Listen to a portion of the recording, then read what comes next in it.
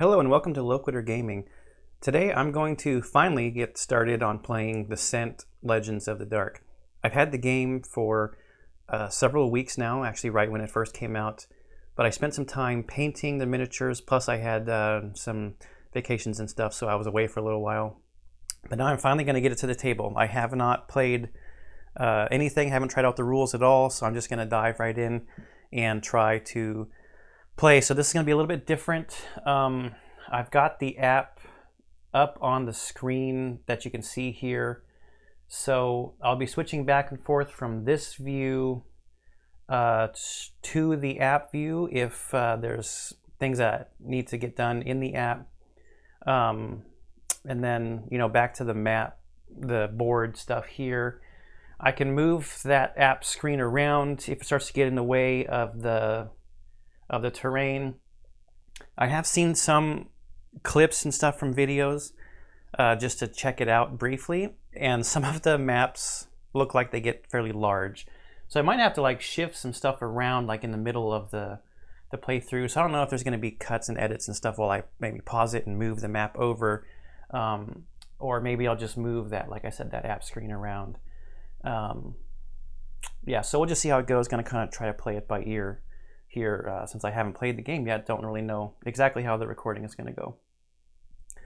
You can see there I've got Cyrus and Bryn is who I'm going to play with at the beginning here. The cards won't really fit on my card camera the way I've got it set up right now, but you can kind of see Bryn's got 3 movement, 10 health, and the square black die for attack and the square black die for defense. And then she's good at might and might checks and will checks, but not so great at agility and insight. But the main thing is the 2 abilities. So maybe I'll try to just squeeze the abilities on screen. Let's get the figures out of the way. Whoopsie.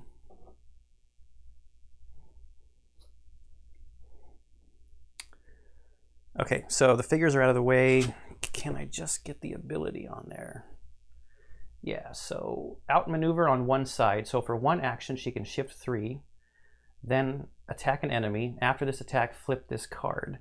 So this is, shifting is moving and an attack for one action. So this is a decent ability. And then the surge ability is the same on both sides. Add 1 success, and an adjacent hero may discard 1. So I don't know about the adjacent stuff for this particular mission because I'm using Cyrus, who's probably going to be attacking from a distance. On the other side, if we flip it, is steady defense for 2 fatigue. During your or an adjacent hero's defense, add a success. So maybe not great for the adjacent hero part, but still good for her because she will be able to add a success to her own defense. All right, and then her weapons, one side, we've got, let me get rid of the app for a second. Warden's Blade is a sword, high mont, and quick. Slash damage, 3 damage per hit. For 2 fatigue, during your attack or defense, if you're adjacent to another hero, add a success. So again, would be good if for adjacency. So maybe not the best here. Who knows? Maybe Cyrus will be close. I don't know. Then the other side of her weapon card right now is Weighted Warhammer. Crush type damage, 3 damage per for 2 fatigue. During your attack, add 1 success. After this attack, you may move the enemy 1 space away from you. Okay, and it has a limit of 2 fatigue, which I should have said. And the sword is also 2 fatigue. The sides of her card, the one with the movement, only has a capacity of 1 fatigue, but this side with the steady defense has a capacity of 3 fatigue. Something to pay attention to. So what I'm going to be doing, probably for the benefit mostly of the camera, is I'm also going to be tracking their health with these dice so you can see where they're at. I think this is easier to see on camera than the dials. So Cyrus's health will be here. And I'm also going to use this die for myself also, but to remember how many movement points I've got left. Because in this game you can do actions in the middle of your of your movement. So that's what I'm going to use this for. I'm going to try to remember to use that for. All right, so Cyrus, I really like this ability on Cyrus. The Phoenix Bond. For one action, an enemy in line of sight suffers 2 damage for each fatigue on this card. Then flip this card. And it has a capacity of 3 fatigue. So what I'm planning on doing is maybe trying to convert a bunch of advantages into successes and build fatigue up on this side, and then have the Phoenix burst for some damage. And then it will obviously flip, so the fatigue will go away because of the power. It says you have to flip this card, which will get us then to the other side. Empower. For 1 fatigue, after you roll, convert 1 success into, or convert 1 advantage into 2 successes. So that's 100% better than 1 advantage being converted for just 1 success.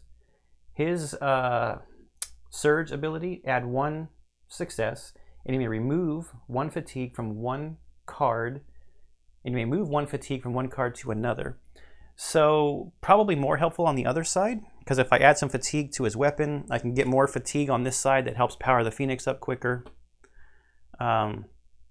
This side has a capacity of 2 fatigue, and he excels at insight tests. It's a +2, and will is +1. So they both are good at will and not the best at agility. So agility is the one thing I do not have covered.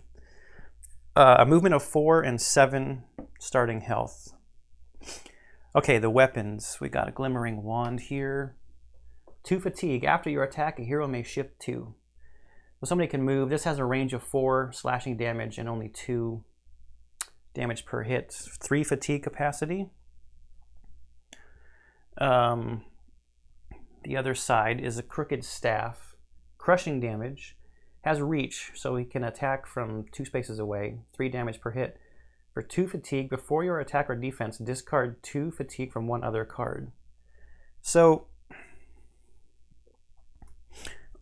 I'm really going back and forth on which weapon to start with for Cyrus, but I think the wand, it's free movement, and the fatigue ability on the crooked staff, while it might be normally good, I actually want to build up fatigue.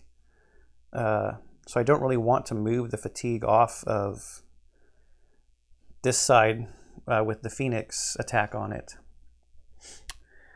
So I think that's it for looking at the heroes, and again trying to get myself kind of oriented with what the heroes do. I've got all the terrain tiles here, the enemies here, and the 3D terrain and the tokens. So I think we'll just get started with, let me bring the app back here, but let's go to here and check this out. We are going to be, I like spelling it a little different, so Sentinels. We're going to do this first mission on standard.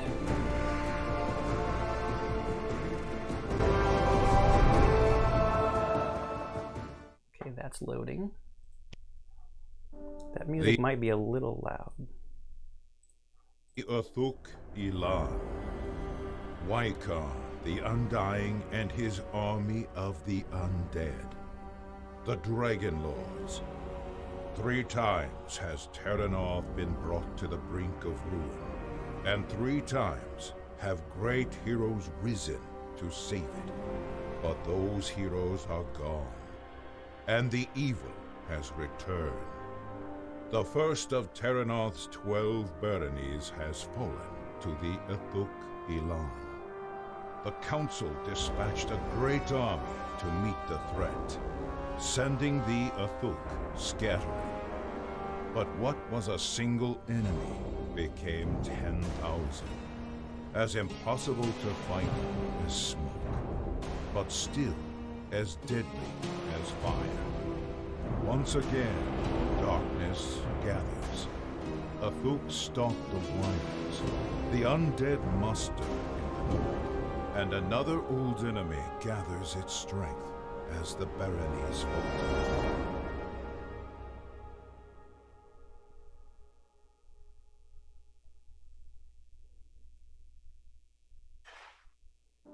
Okay, a little bit of story. Now there's going to be some reading. I think there's going to be quite a bit of reading in this game. So I'm going to see how it goes throughout the series to see how much of this we'll actually read. Or I might just, go through it, edit some of it out, and then give like a TLDR or something. I've never played an app-driven game before. I did not play Journeys of Middle-earth. I have not played Mansions of Madness. That's driven by the app. And even though I did have Descent 2nd Edition, I never actually played it the solo way with the app. So this is going to be my first experience with an app-driven game. So I'm actually kind of curious to see how this is going to go, even for myself. So, okay, a small caravan has made camp along the road through the hanging woods. One group of travelers sits apart from the rest. 4 figures stare into the flames of their campfire, each with their own thoughts. The fire crackles, the only sound in the summer night. We've nearly made it, Indris. Tomorrow we'll be in Frostgate, and then we can send our letters to the Baroness. I wonder if Indris is the name of the phoenix. Does the bird ever talk back? Okay, apparently it is. She's a fire spirit. She doesn't talk exactly. It's more of a empathic connection. Why write to Baroness Adeline? Adeline, maybe? Since the accident that bonded me and Idris, well, we have to more or less wander and look for opportunities to learn more magic. I'm hoping that Baroness Adeline will let me study her Alarions. Man, this is going to be a challenge for my pronunciation, it seems like. Those majestic birds Forthin is so famous for. I think they might be magical too. Okay. What about the rest of you? What comes next once we reach Frostgate? Varric says it doesn't matter. It has to matter. Silence reigns for a moment.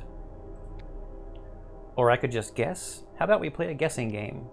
All right, Bryn. It's Bryn, right? Let's see. I think Bryn is a hardened mercenary. Or a runaway princess. Maybe only a runaway princess would wear a helmet like that. No. Hardened mercenary. You were a hardened mercenary. You took only the jobs that aligned with your own moral code until you were betrayed. Now you're seeking vengeance, hot on the heels of your former captain. Vengeance isn't the Marshal's way. We were trained to seek justice, which is a very different thing, but there aren't very many Marshals anymore. The Uthuk attacked and nearly wiped us out before I'd completed my training. Okay, so she's not done training as a Marshal. The Uthuk are a scourge on us all. I'm so sorry, Bryn. If you ever want to talk. Galadin, you're next, I think. The group chooses. You're writing a travel log.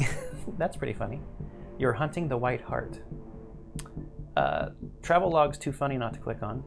You're traveling all over the world, writing a travel log for well-to-do nobles in Donsmore or Lithilin.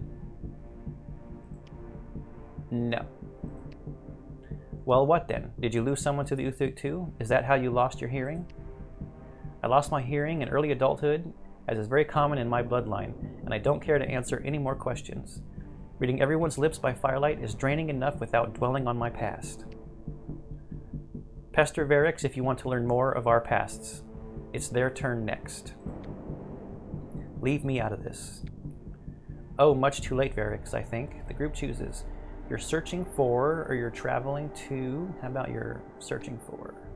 Enough. My history is easy to guess. I did not tear my own wings to shreds. Oh. The hybrid drags one talon across the tattered mass of scars along one arm. All that remains of their wings. So that's why Varric looks different than the hybrid dragons that are the enemy figures. As for who tore them and why, that information is private. I will not share it with chance-met traveling companions who happen to be escorting the same caravan. Okay, so we didn't know each other before this, which is interesting to know. The Dragon Lord who attacked Kel, did you have anything to do with the time when all my kin served the Dragon Lords is long past. Some still do, but others have found a different path, a better path. I serve no dragon. Let's focus on the caravan. I saw lights through the trees, not far away. A guard tower? One of the barony's watchtowers guarding the road north, yes. With them so close by, we should have an uneventful night. The caravan settles down for the night, merchants and hostlers spreading out into the surrounding woods for privacy and comfort. Surely, the watchtower close by, they will be safe. Okay, so I've already chosen my heroes. So I'm going to take Bryn and Cyrus.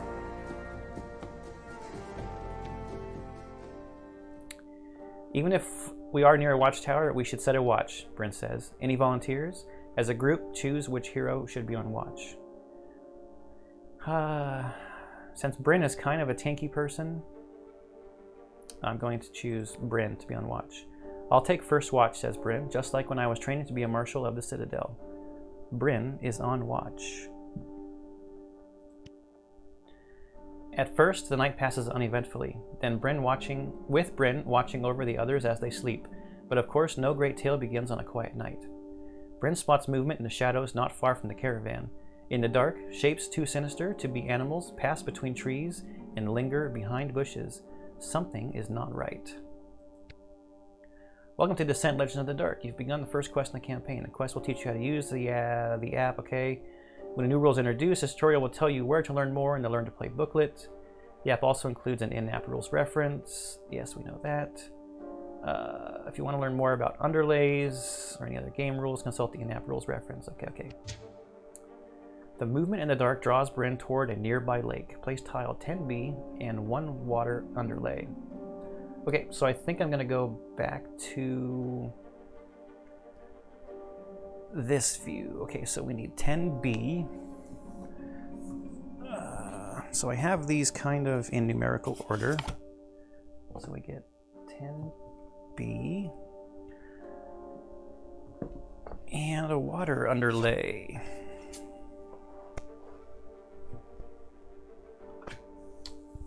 Goes like this. Now, I think I'm gonna do it this way, even though that doesn't match the app, because I think it stretches out this direction. Yeah, this is gonna be a challenge to fit on screen. We'll start like this and see what happens. Each underlay has a different mechanical effect. For a quick reference, tap the underlay. You can learn more about the underlays on page 23. The app also includes the rules reference. Okay. To the west of the lake, dark shapes twitch and flitter among creakily swaying branches. Place 1 sight token. So these are one of the tokens that we just have to get next to reveal what it's going to say. Okay. To the east of the lake, the pathway continues. The darkness, a friend to bandits and mercenaries. You cannot shake the feeling of being watched. Place another sight token. This is a sight token. When a hero moves adjacent to a sight token, immediately resolve its effects by dragging the hero's portrait of the token. To learn more about sight tokens, use the in-app rules reference, or page 9. Okay. In the darkness and lost in thought, you stray a little further from the camp than intended on your watch. Place Bryn on the highlighted space. The rest of the party will be placed later.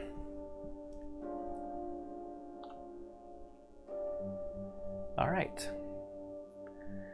So I'm actually wondering, I'm going to shift some stuff around. You can still see that. The main thing, since we don't have a whole lot of cards for each character right now, is just to see the fatigue and what stuff is flipped over onto which side. And then I'm going to move the app down.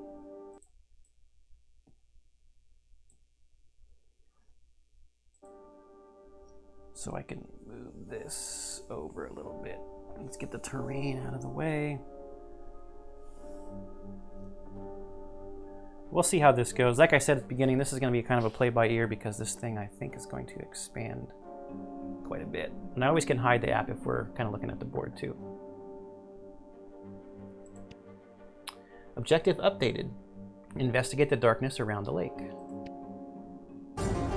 Okay, hero phase. So it's my turn.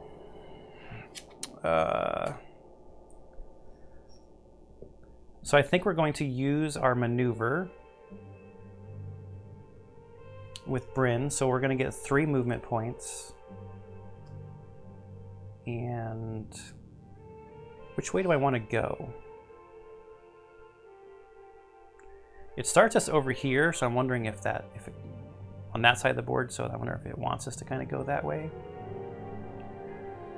Sure, so we're going to use 1, 2 of our movement points.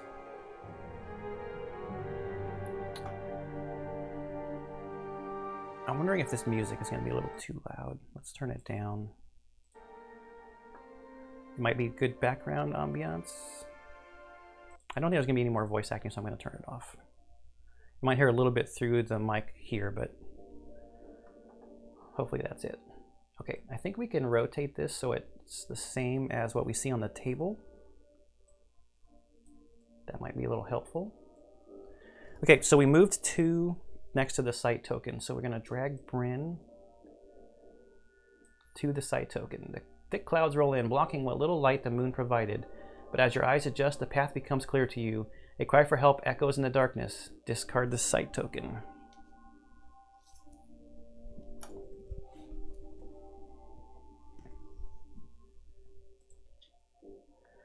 Place tiles 5B, 11B, and 2 water underlays. Okay, so we're going to need 2 more water underlays.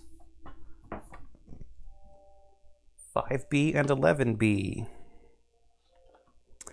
Yeah, so this is a lot different than like when I play Gloomhaven, where I purposefully set up the entire map ahead of time, so I know how much table space it's going to take and what it's going to look like during the recording.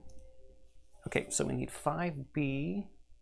Just connects up like this, and there's a water underlay that matches up with that one, and this one overhangs a little like this. And like this, with only 1 square overlapping. That is not right.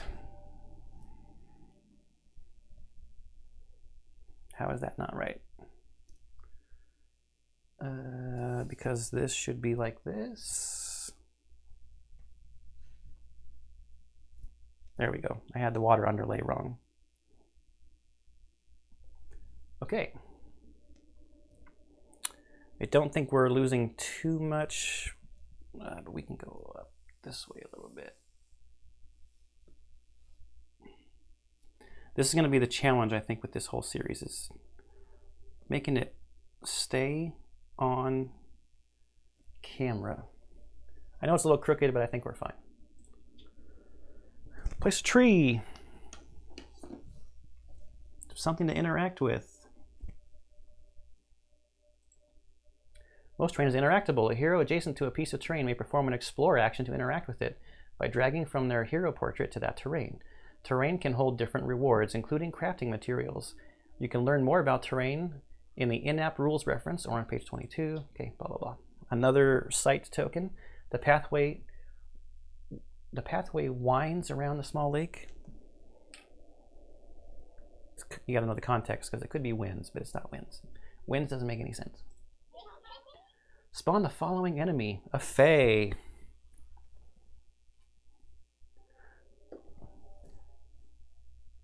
A Fae. Oh, the app is blocking.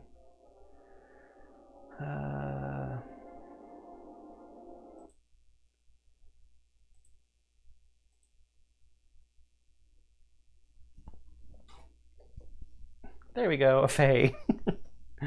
All right. The Fae goes 2 away from the tree. Okay.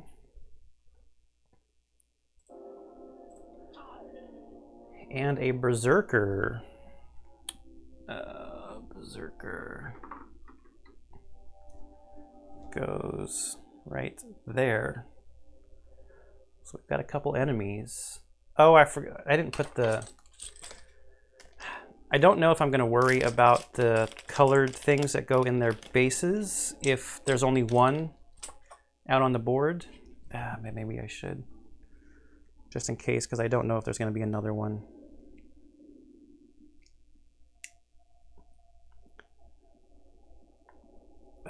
The Fae was also orange.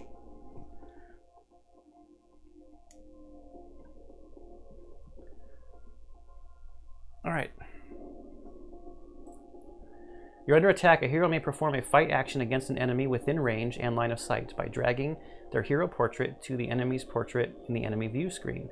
Learn more about the fight action. Okay. At the sounds of battle, your companions jump into action. Place the remaining heroes on the highlighted spaces. Okay, so let's bring. I think I want to go before I start maneuvering a whole bunch this way on the map. I want to come over here and check out this site token with Cyrus. Objective updated. Defeat the enemies. During each hero phase, each hero takes a turn. During their turn, a hero may perform up to 3 actions in the order, 1 maneuver action and 2 additional actions of their choice.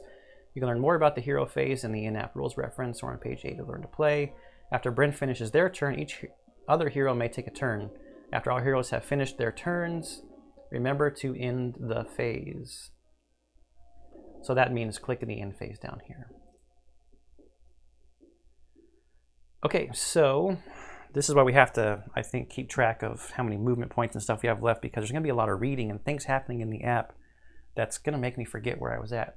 So I think it also may be a good idea to show how many other actions other than the maneuver action I have left.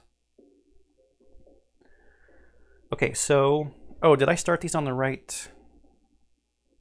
No, I wanted the wand up here and the Warhammer up here. We have to double check this. So the Phoenix, and then, yes, I wanted the outmaneuver here.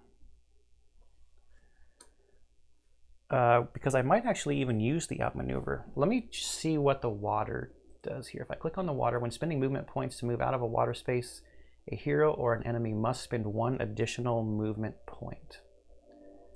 Okay, and I can click on things here. A tree stretches toward the sky. A hero may spend an action to search this tree. And if we ever need a reminder of what it told us on these, we can click on them. I think we can click, yeah, we can click to go to these enemies. If I click on it, it's going to tell me a Fae, otherworldly, during the attack. Maybe I should make this bigger for you. During the attack, suffer 1 fatigue for each advantage converted to a success. Oh, that's a bummer, because that's kind of my plan with Cyrus. Well, maybe it's good that I might have Cyrus go the other way. 23 hit points, 1 defense, and not currently affected. The Berserk, we don't know any of the weaknesses at all. Anger, this enemy's damage is permanently increased by 1. Aw. Okay. It also shows us their level. So the Fae is level 1 and the Berserker's level 1. We can gather some information from the screen here. We don't know any weaknesses yet. 18 hit points, 1 possible defense. Okay, let's go back to the map. And back to my turn. 1 movement point left still. Now shifting, I don't think gets... You don't have to worry about the impeding rule when you shift. So let's continue, since we're just learning. Let's check out this line of sight tool. Select the tile space to view line of sight. So Bryn is currently right here. And the red is 1 space away, the orange is 2 spaces away, and the yellow is everything that Bryn can see. This is actually a really cool tool to have. Very helpful. Would be nice in other games to just have something like this also. Okay, so that's the line of sight tool, but I was coming for the rules reference, and I wanted to look up shifting, because my ability lets me shift 3, and I don't think that shifting Right here, yeah. When a figure resolves a shift to move, that figure ignores the rules of impeding. Okay. So, I think I'm going to use up... I don't have to use up the movement point. I can do other actions in the middle of my movement. How much movement does the Berserker have? Does it tell me when I click on them? It does not. So it's not going to tell me that until we get into it, because the Berserker, 1, 2, 3. Okay, so I'm going to use Bryn's action. It's one action to shift 3, then attack an enemy. After this attack, flip this card. So I'm going to shift 3, 1, 2, 3, and attack the Fae. I think I'm doing this correctly. So, I believe we go here, and I'm going to drag Bryn onto the Fae, and I'm currently using the Warhammer, and now I roll, and Bryn's is the black die. So I got 3 successes. Now, the weighted Warhammer has 2 fatigue. During your attack, add a success. After this attack, you may move the enemy 1 space away from you. I'm going to do that. Let's just start using the mechanics to learn the game. So we'll put 2 fatigue on the Warhammer. So that adds a success. We're at 4 successes. We didn't get a surge or anything. I don't think we have anything else that gets us any other successes. So we're at 4 successes. I didn't get any advantages, so I don't have to worry about that. No statuses to add. I think that's it. 16 damage. So the Fae is now down to 7.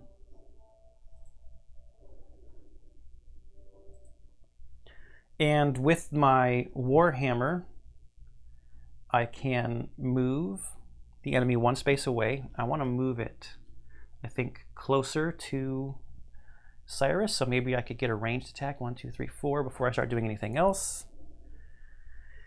But now I also have to flip the hero card because I did the ability on that hero card that said I had to flip. Okay. We've got 1 action left.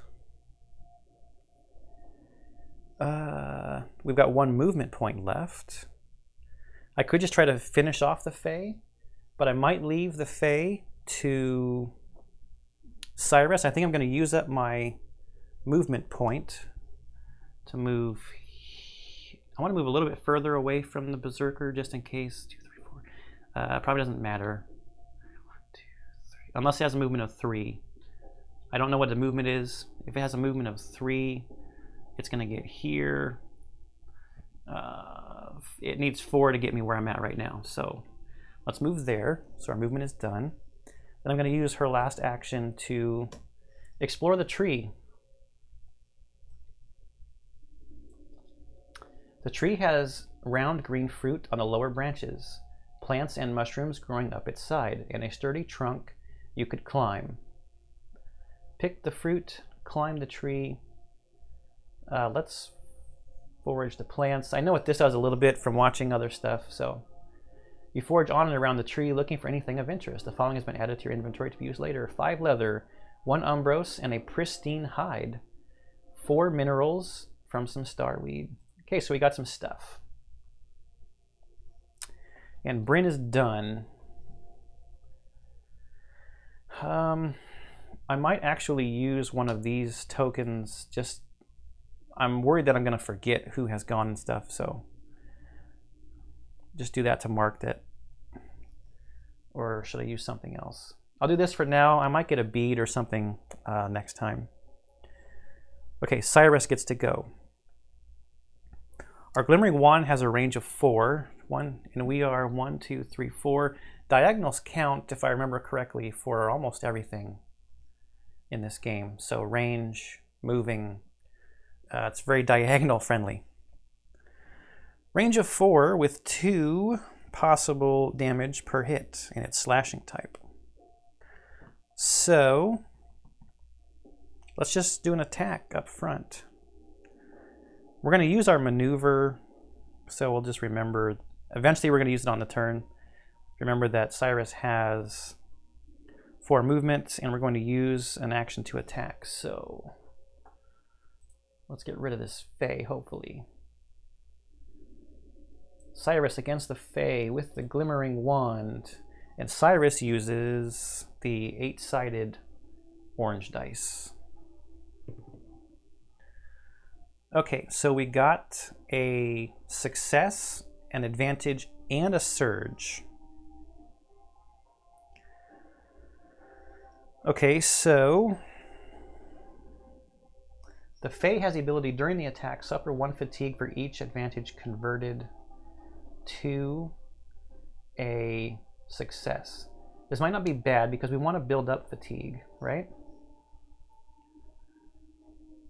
Okay, so let's do this. We are going to, so we start with 1 success. We're going to convert this advantage. So we have to spend, we have to add a fatigue for that, right?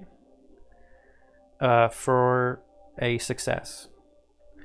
The surge lets us add 1 success, and you may move 1 fatigue from 1 card to another. We don't really need to do that. So that's 3 successes. The Fae has a possibility of getting 1 defense. So right now we're sitting at a potential 6 damage. We have to suffer another fatigue because of the Fae's ability. And it's got 7 hit points. This is a bummer. There's nowhere else I can get 1 more success. We got 1 there, 1 from the advantage, and 1 from the surge. Maybe it'll be weak to slash, who knows, but I don't think we can get another success, so 3 successes.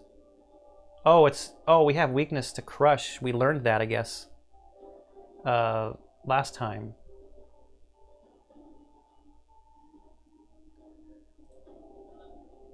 Five damage, so he did end up blocking 1. We needed 1 more success. Okay, so with 1 action remaining, I'm actually wondering, an enemy in line of sight suffers 2 for each, then flip this card. After your attack, a hero may shift 2. Should we do that? I think I want to get rid of this Fae. If I shift 2, that'll expose that. Then, oh, the Fae may no longer be in line of sight because of the edge of the board. So, I just want to get rid of the Fae, so I'm going to attack again. Probably not the most efficient thing to do. With the Glimmering Wand, we'll roll again. And we got the same side. I don't think I'm going to convert the advantage, so we got 1 success. Our surge adds, so we've got 2 successes. Let's just go with that.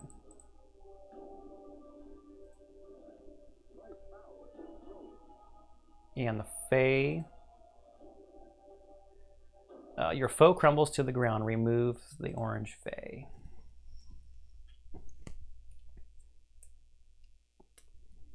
Okay, Fae is done. That's our 2 actions, but what I am going to do is I'm going to use the Glimmering Wand ability. So let's put 2 fatigue on the wand. We can shift 2. So shift 2. Now we are adjacent to the sight token.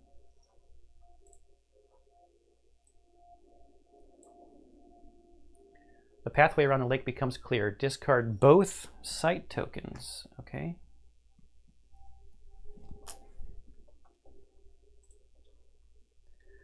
Place tile 4B.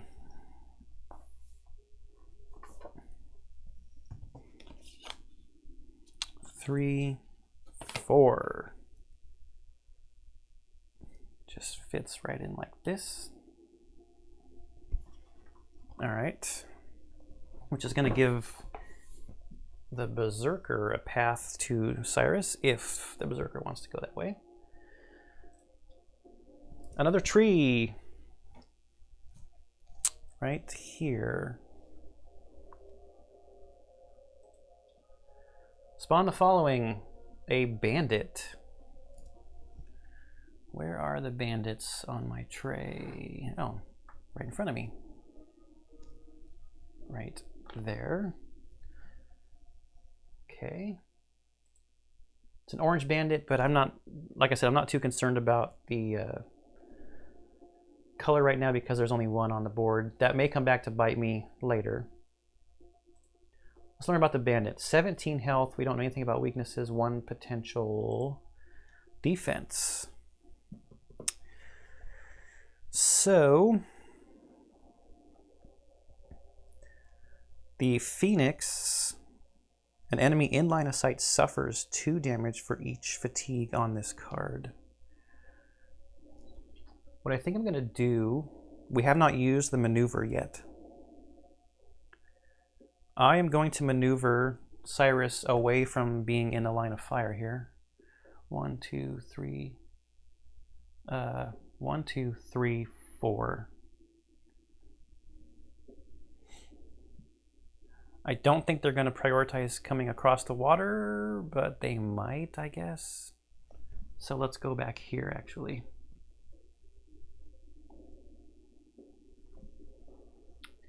And I think that's it. End phase. Darkness phase. Resolve, Infection, and Terror. We don't have any of those. Each hero may discard 1 fatigue. Okay.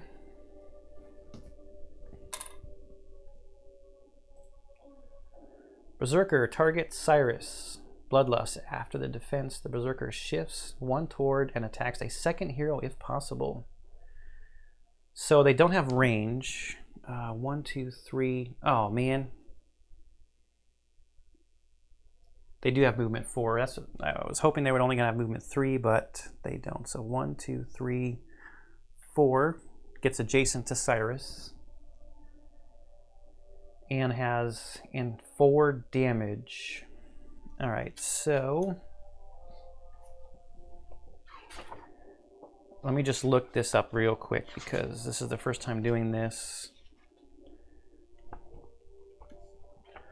Just want to make sure I go through the steps correctly. After they move, they attack. We defend, basically by rolling the die and applying things, and then we take damage for every one we don't block with a success. Is the way this goes. So Cyrus actually rolls the orange die for defense.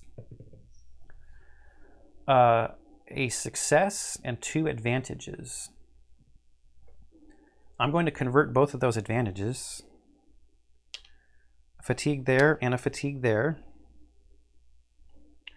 That gets my Phoenix like to maximum capacity, which is 3 total successes. So with a damage output of 4, that's 1 damage. Cyrus is at 6. Bloodlust. After the defense, the Berserker shifts 1 toward and attacks a second hero if possible. It doesn't need to shift, so I think it just stays there and will attack Bryn. So Bryn's going to do the same thing. Her defense die is a black die. 2 successes. During your or an adjacent hero's defense, add 1 success, though, is her current ability at a cost of 2 fatigue. So that's 3, also 1 damage, down to 9. So I believe the Berserker is done. And now the Bandit. Target Cyrus. Movement of 3 and range of 2. Serrated Bolt. During the defense, the first time the hero places a fatigue on a card, they also scar it. Okay, let's look at what scar does. Well, when a scar card flips, suffer 2 damage. So placing fatigue is not the best when the bandit is attacking. Okay, a movement of 3 and a range of 2. I think the bandit, yeah. So 1, 2, 3, range of 2 can still get to Cyrus. 4 damage, so let's roll Cyrus's defense. 2 successes. Anything else I can do? I don't think so. So 4 damage minus 2 successes is now down to 4. So we're at 9 and 4. I did not place any fatigue. The Berserker howls, wide eyes gazing at Brynn with unfathomable rage. Okay, so I think that means the Berserker is going to do some kind of special attack against Brynn next turn. So we want to try to take care of the Berserker, which fortunately is standing right next to us. So I think I want to start with Cyrus. Real quick, I just want to see if this is crushing. Yeah, this is crushing. Oh no, wait, that was the Fae though. The Fae was weak to crushing, so we don't really care about that anymore. All right, yes, I'm going to start with Cyrus. He's going to have 4 from his maneuver action and 2 actions. Let's just do the Phoenix. We're going to spend an action on the Phoenix to get 6 damage. Then we have to flip the card. So, and we're trying to take out this Berserker. So I think the way we do this manually is we take down 6 health. It just has to be an enemy in line of sight suffers 2 damage for each fatigue on this card, then flip the card. Yeah. So the Berserker is now at 12.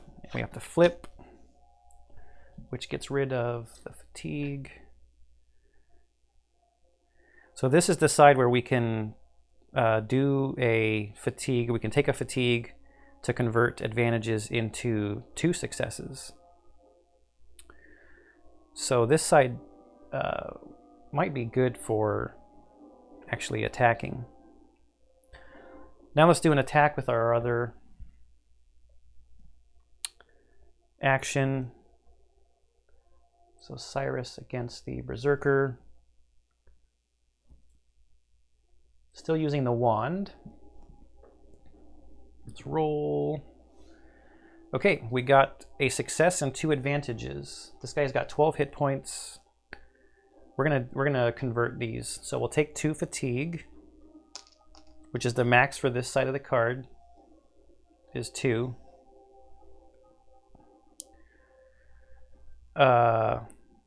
And so we have 1, and we converted 2 each for 2, so we're at 5 successes.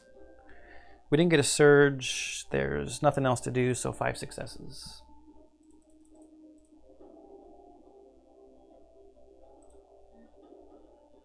Oh, 2 points away. Bummer. We can click on this to see the damage calculation.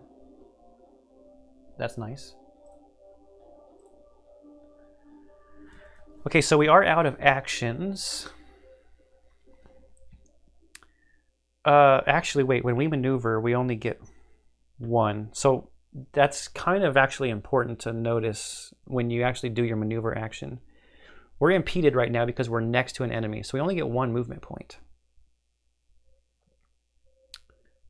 When we trigger a maneuver action. So is it worth it to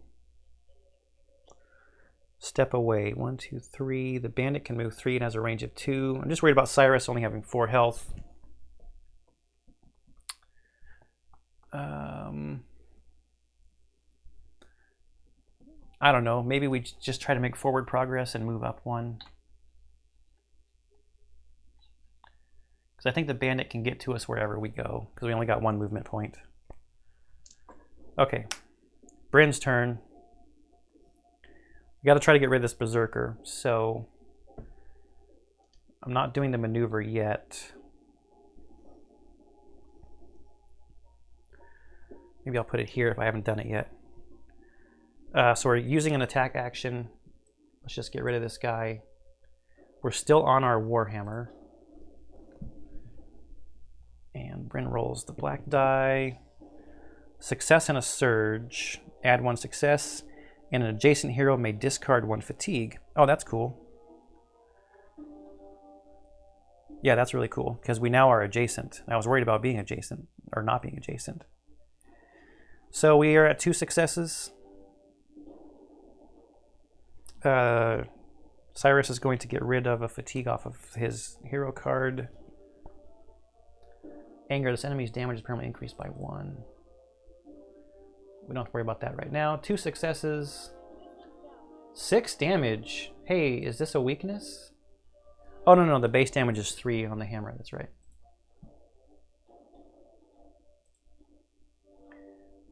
Remove the berserker. Okay, so that special attack the berserker was going to do, now not going to happen. Okay, so what should we do for our other action? Do we need to flip or anything?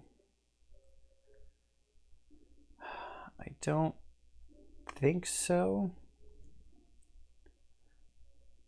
Can we shift? No. I mean, if we use our maneuver, we'll be impeded and have to stop anyway. I don't know, let's get some damage done. So we're gonna use our maneuver. We get impeded, so we have to stop moving next to the enemy. And then we'll use our action to attack. We're still on the Warhammer side.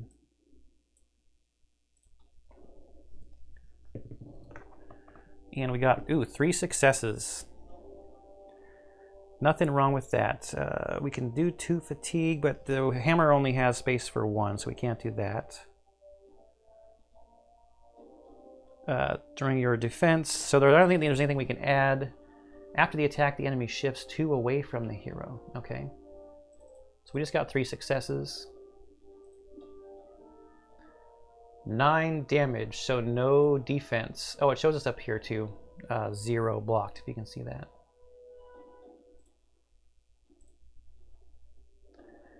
Enemy ability reminder. After the attack, the enemy shifts 2 away from the hero.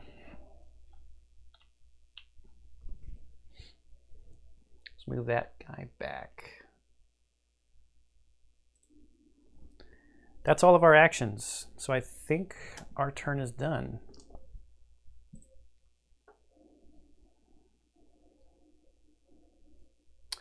Resolve infection and terror. Each hero may discard 1 fatigue. So let's get rid of this one and this one. I want my Warhammer ability to be available again. Let's remind myself what the sword is. During your attack or defense, if you're adjacent to another hero, add a success. But it costs 2 fatigue, so. We have attacked with a crushing type and a slashing type, and we did not discover any weaknesses of the bandit. Okay, the bandit's turn. Target is Bryn. Serrated bolt during the defense the first time the hero places it. Oh, that's right. The bandit is currently 3 away, only wants to be 2 away. So it's just going to move 1 and then shoot a bolt at Bryn. Base of 4 damage. Bryn's defense is the black square dice. That's 2 successes. She does not have room to add another success here. So 4 minus 2 is 2, so goes to 7 health. Now, cheating a little bit, I think if you pick the fruit off the tree, it might heal you. So I think I'm going to have Cyrus do that. We are not spending any fatigue, so we don't have to scar the card. The bandit pulls out several knives with one hand and raises a fully loaded repeating crossbow with the other. So the bandit's going to do something crazy next turn. Okay, let's look at the board. The bandit has like 8 or so. Yeah, 8 health left. Is there somewhere it tells us what our objectives are? Is it the quest log? No. What is this? Feats, hero skills, inventory. I thought somewhere it said what the objectives were. Oh, duh. Yes, it's right there. Defeat the enemies. It is at the top of the screen. I just can't read. So the reason I wanted to look at that is because I feel like if the bandit is killed, it might open up more of the map in the story, more enemies and stuff. So I also really don't want to get impeded, and if Bryn moves next to the bandit, that's going to take the movement points away. Cyrus can attack from range. 1, 2, 3. Cyrus has a range of 4. Cyrus is going to go first. We're not impeded right now, so let's do our maneuver action to get our movement points. So we've got 4 movement points. If I move next to an enemy, I'd lose the rest of them anyways, but so not that big of a deal. So let's attack. We've got range. We've got our wand. 1, 2, 3. Cyrus is attacking the bandit with the wand. Oh, that's right. The bandit is going to move. Maybe not too bad, because then we can use our movement to get closer and make progress on the map. A success, a surge, and an advantage. We have a success. The surge adds 1, and I can move 1 fatigue from one card to another. I don't think I want to do that. The advantage, I can add a fatigue here, turn the advantage into 2 successes, so we're at 4. I think that's it. So 4 successes. Don't block. Don't block. Oh, of course it's going to block. It used its 1 defense. Okay, and now it's going to shift 2. So let's go 1, 2 away. Okay, so that's 1 action. I don't think there's anything else we have to do.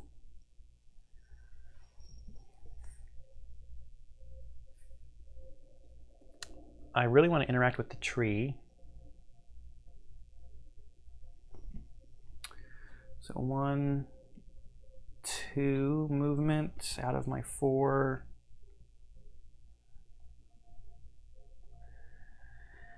Yeah, I think I'll have Bryn take care of the bandit. So let's interact with the tree. Cyrus. Pick the fruit. You pick one of the low-hanging fruits. As you bite into the sweet taste, a little tart at the end, you feel revived. Heal 2. That makes me feel a little better. And we'll have Cyrus stay there. So that was his other action. I'm just going to stay there and have Cyrus finish off this tree next turn. Okay, so let's go to Bryn. Let's get her full movement allowance and use it. 1, 2, 3. Attack the bandit with the weighted warhammer. 2 successes. I don't need to add any more, so I'm not going to put the fatigue on right now. Just take care of this guy. 6 damage, so no blocks. Remove the bandit. Bandit removed. Oh, I knew it. I was going to open up more. So the clouds over the moon part, illuminating the clearing. A baronial watchtower stands not far away. Place 1 archway, 1 chest, 1 door, and 1 well. Okay, so door is on that spot right there. Archways.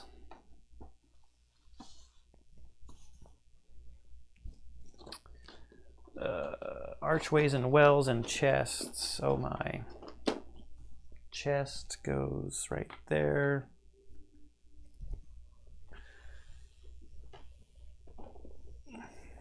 The big terrain box.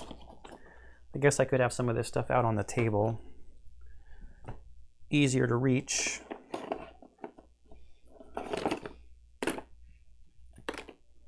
The big dragon. Skeleton looking thing. Of course the archways would be at the very bottom. So archway.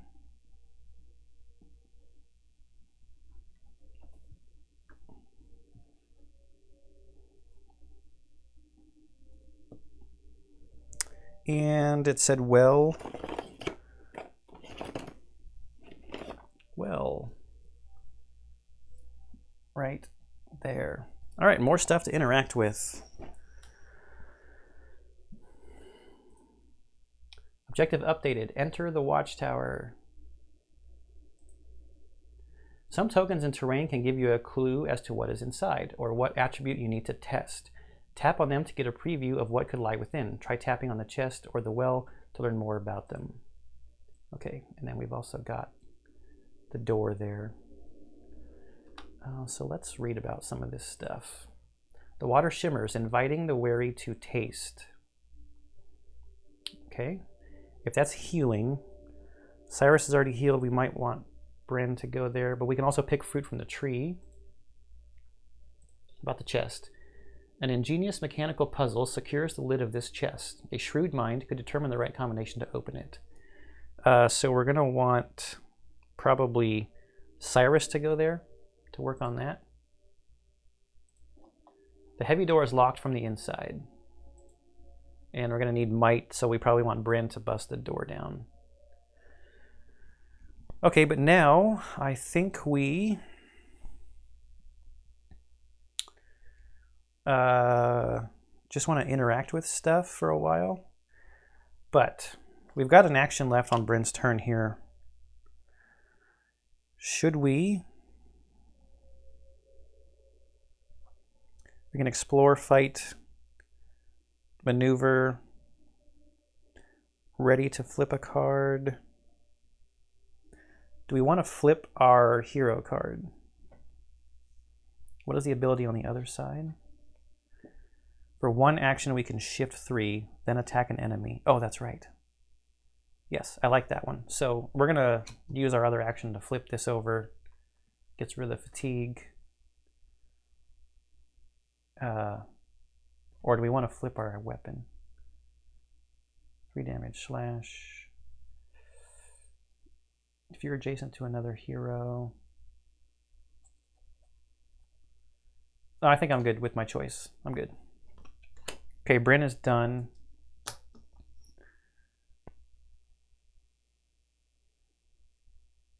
See, now this is where I should have marked. I can't remember if Cyrus went.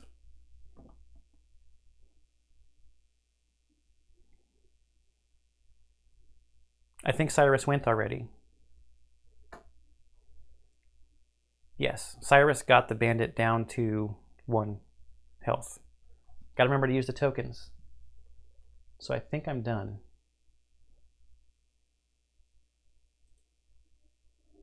Darkness phase. Resolve infection and terror. Each hero may discard 1 fatigue.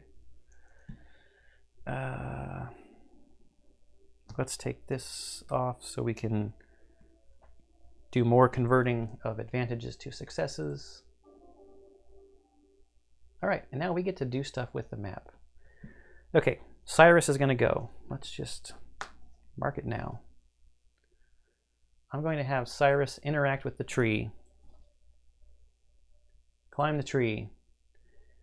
You prop your foot on a low branch and attempt to leverage yourself into the tree. Test might. Oh no. We should have had Bryn do this. Okay, so we roll 2 black dice on a test. We got 4 successes. I could convert it, and I got 4 successes and 2 advantages. Oh wait, -1 success, so I'm at 3 because of his ability, or his thing right here. I think I'm going to convert one of those into 2 successes, so that takes me to 5.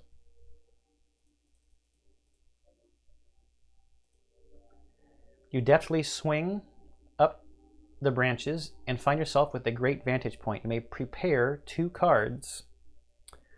Prepare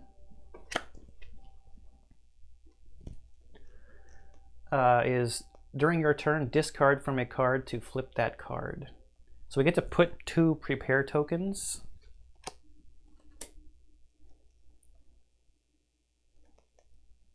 We've only got 2 cards, so each one has a free flip on it now, which is nice.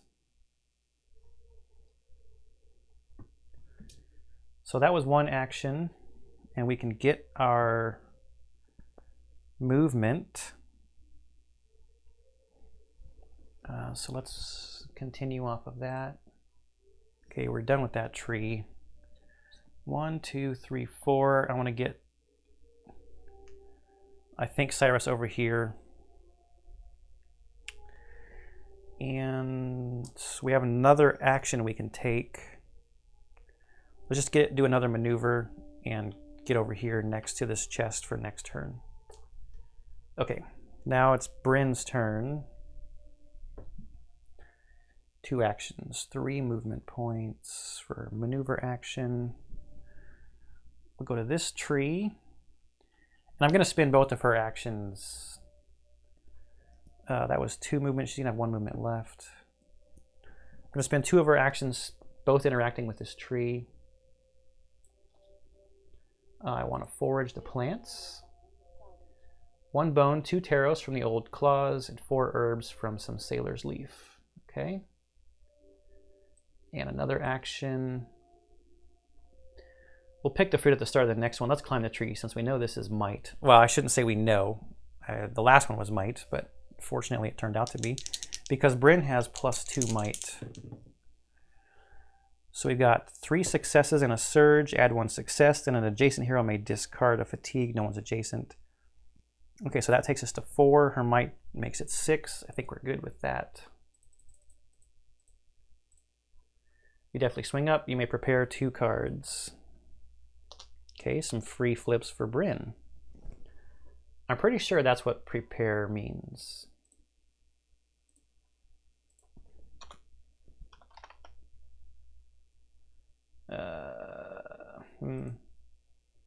Prepared as a hero condition. If game effect causes a hero to gain this condition, they take a prepared token from the supply. Okay, I think we're good with that. 1 movement left. We do not want to move away, so we'll just end the turn without using it. Darkness phase. Resolve infection and terror. Each hero may discard a fatigue. Well, let's take the fatigue off of there. I like being able to convert advantages to successes. Okay, nothing else happened. I think you do have to be careful though, because I think things might happen. Maybe more enemies could spawn or something. I'm not really too sure. So let's start with Bryn. Let's just so I don't want to forget, because clearly I've already forgotten a little bit. Pick the fruit, heal 2, so up to 9. Okay, Now let's get our maneuver. We're just going to use all three, so I'm not going to bring the die out. 1, 2, 3. Let's interact with the well. You pause behind the well, taking in your surroundings. The only thing I can do is drink. Well, issue challenge or toss a coin or grayed out.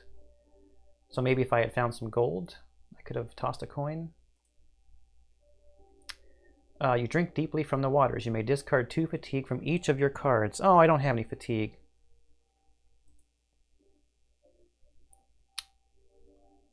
And that was her last action. No movement points left, so she's done. Okay, Cyrus is right next to the chest, so we will spend an action to interact with the chest. An ingenious mechanical puzzle. Oh, we read that already. Test insight. Okay, so Cyrus's insight is 2 successes added on. So we got 3, that takes us to 5, and a surge, add 1 success. You may remove 1 fatigue from one card to another.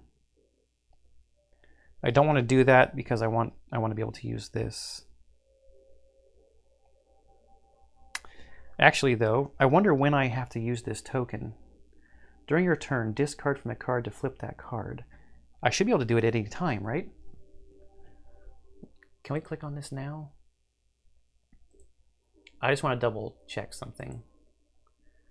During a hero's turn, hero may discard a token anytime during their turn as long as another effect is not currently being resolved. Effects that cause a hero to gain a prepared token. What does that one mean? A hero can discard a prepared token anytime during their turn as long as another effect is not currently being resolved. I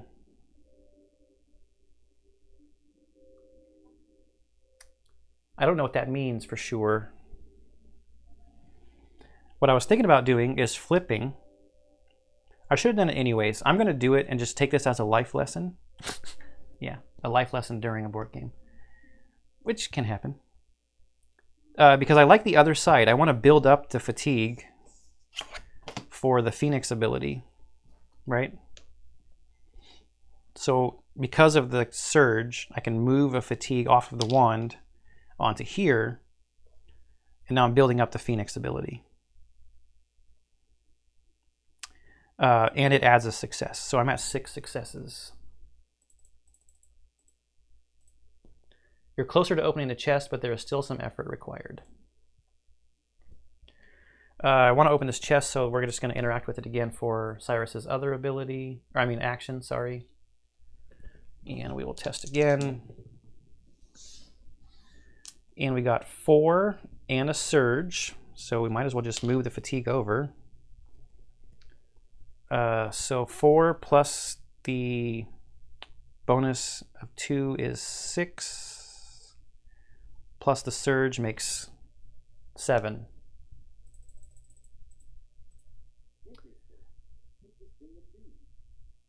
The following has been added to your inventory to be used later. 7 bone and 7 leather from some cracked greaves. 14 minerals from a glowing core, and an antidote potion recipe. Okay, this is cool.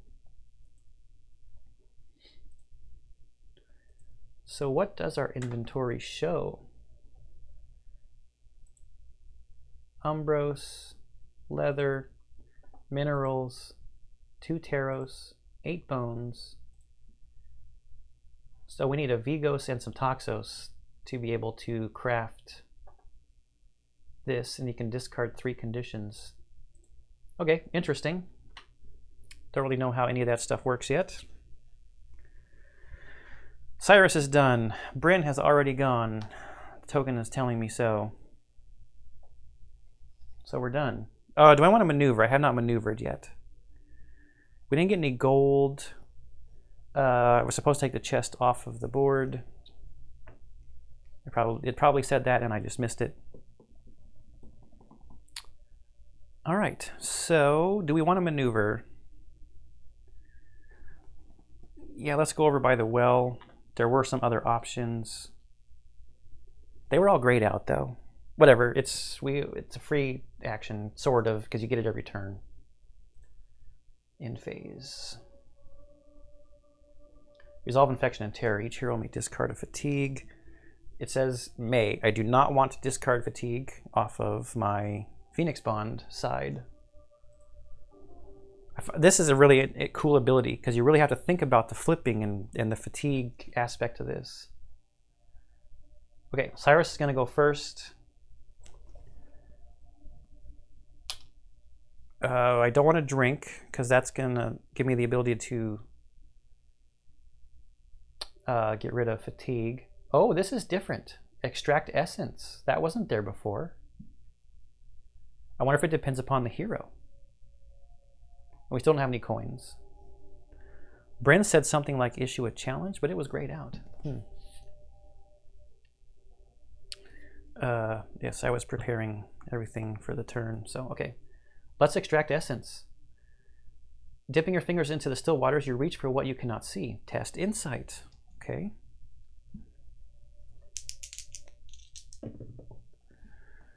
We got 4 and 2 advantages.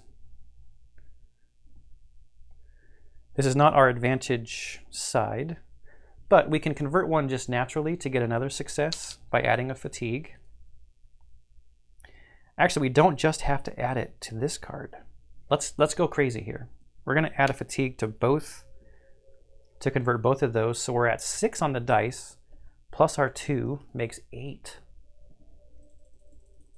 Give us something amazing. All right.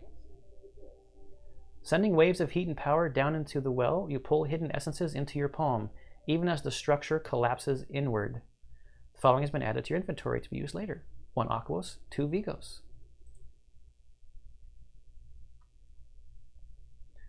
I'm pretty sure it said the structure collapsed in on itself. Maybe the well should have been removed from the board, but it wasn't.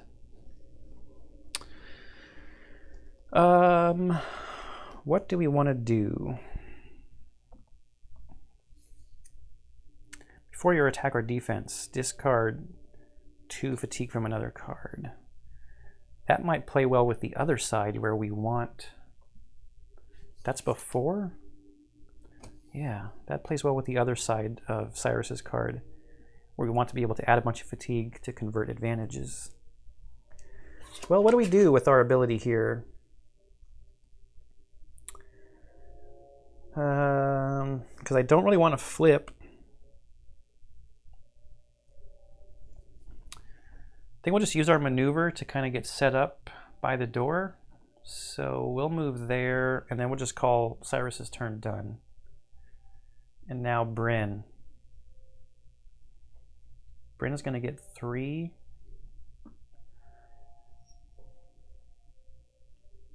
Movement, so let's go 1, 2, 3 to be up next to the door. So her free maneuver action, not really free, but you know what I mean. That's done. Let's interact with the door.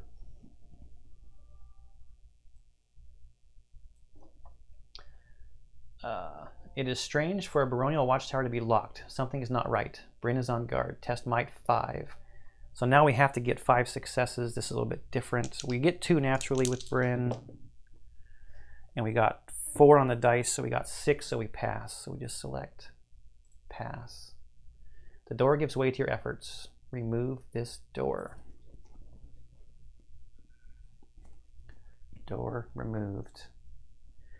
Maps frequently have multiple levels of elevation. When placing tiles that are elevated, those tiles are supported by inserting them into pillars. Each pillar can attach a map in 2 ways. Yeah, you got to look for the gargoyle, blah, blah, blah. Place tile 16A, 4 short pillars, and 1 staircase.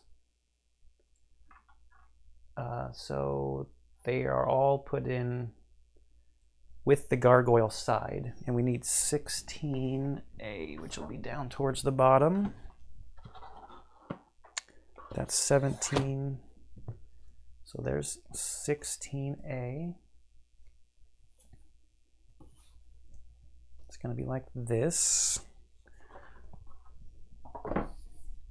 got a staircase right here, and we need 4 short pillars. Yeah, 4 short pillars.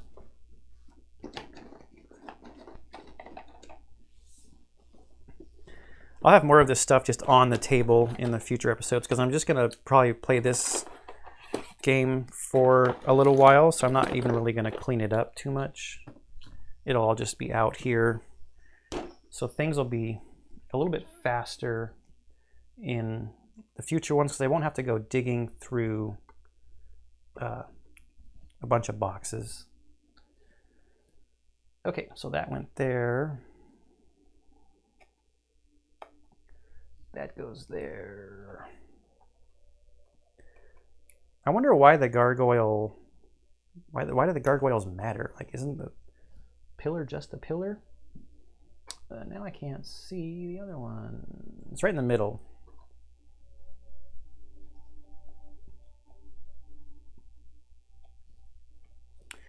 And it's going to overlap the staircase. So we put the staircase. The staircase does not overlap on the bottom, but it overlaps like this.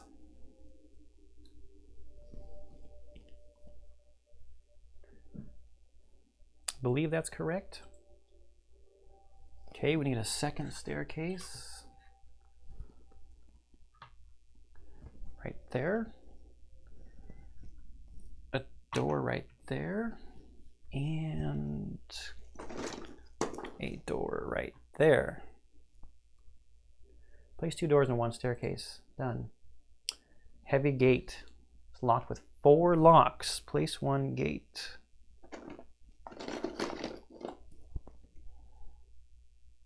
Top of the stairs. Heavy gate. Spawn the following enemies. Bandit. And we know these guys if he's the same. You know what? Just in case, I don't really know if there's going to be more of the same type here. So let's put the orange on him.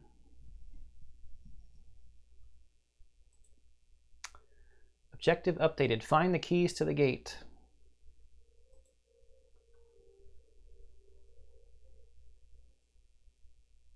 Okay, so nothing for us to interact with other than doors and a bandit to take care of.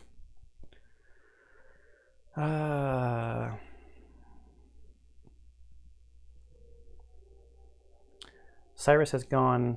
Bryn used her free maneuver. We've got 1 action left. The bandit, I think, has a movement of 1, 2, 3 and a range of 2. I don't think I'm going to move, actually.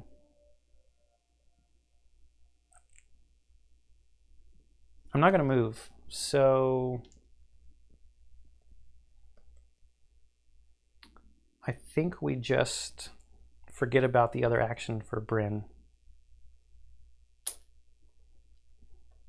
Okay? And I hope I'm right with this bandit. Darkness phase. We can discard a fatigue. I don't have any fatigues that I want to discard. Oh, yes, I do. This one. Off of the wand. The bandit, target Bryn. Move 3. Range 2. Ooh, damage 5. Don't think it had 5 last time. But 3 movement. Actually, we'll go here. Trying to get towards Bryn. That's 3 movement, range of 2 is out of range. I'm pretty sure each stair is a level, or I mean each step is a movement point. I'm a little unclear on the elevation thing. Okay, and that's done. The bandit pulls out several knives with 1 hand and raises a fully loaded repeating crossbow with the other. So it wants to do something not so nice. next turn. But we're set up to do some stuff here. So it does have Smoke Bomb, probably. So I think I want to... Yes, this is what I'm going to do. Bryn's going to go first. Get her 2 actions and her... She's not going to get her movement points yet. She's not going to do her maneuver action. So I'm going to put it there to show I haven't used it yet. She's going to do the action on her card, outmaneuver. She can shift 3. So she's going to get up here right next to the bandit. Then she gets a free attack when she does that. Is this the card I want to use? I'm not adjacent to another hero. I mean, is this the weapon I want to use?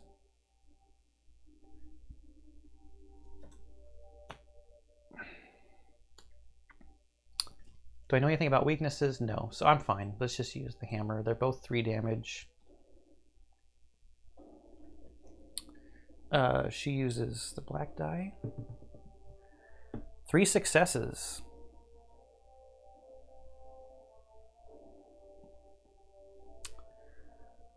Let's add fatigue to our weapon.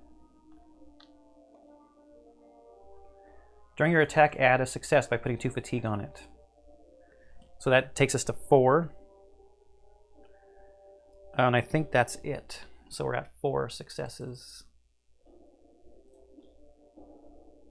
11 damage. Blocked 1. After the attack, the enemy shifts 2 away. 1, 2. That's why I wanted to do my free without getting the maneuver points yet and getting impeded, because now I can move up and attack again. But what I am going to do first is I'm going to spend my prepared token on the hammer to flip it. Let's get some sword action going here. And we have to flip this card because we used our ability.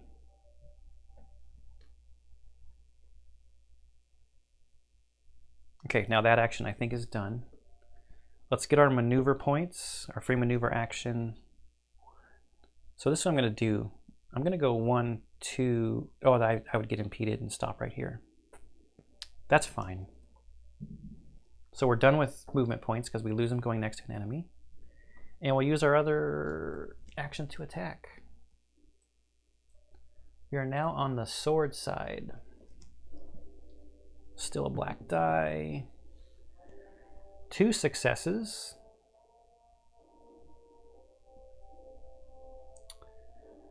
I think that's it.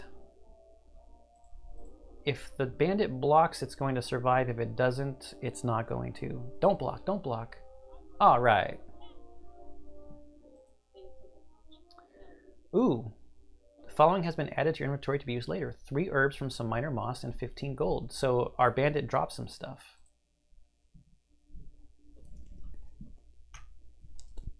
Our bandit, the bandit enemy, dropped some stuff. Okay. That's Bryn's turn. Well, now Cyrus doesn't even have to use the Phoenix. I was going to Phoenix the guy if I had to. I like that the Phoenix doesn't have a range. It's just the enemy just has to be in line of sight. Let's get our free maneuver. 1, 2, 3, 4. We'll do another maneuver. 1, 2, 3. So we've got 1 movement point left from that second maneuver. 1 action left, but that action is going to be to interact with this door. This might not be smart if there's an enemy in there and I don't have any actions left. Let's play like a smart board gamer and end our turn. In case there's enemies that pop out, we've got actions to do things with.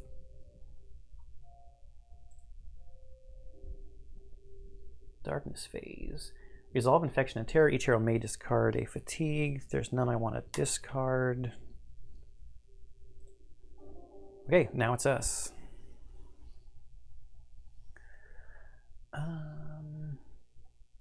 Since Cyrus is right there, we'll start with Cyrus. And we're going to interact with the door, so we've got one other action left. Ooh, I don't know what this... Oh, there's no test or anything. That's nice. Remove this door. And now we got to set some stuff up. Remove the door. 6A. I think is this one right here. Yep.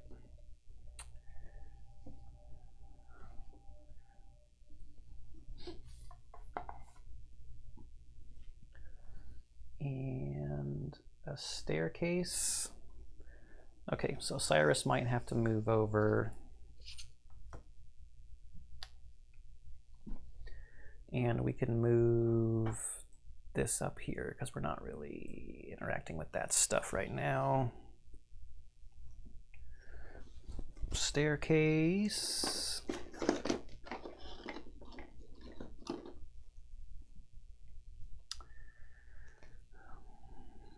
It's going to go under and like that.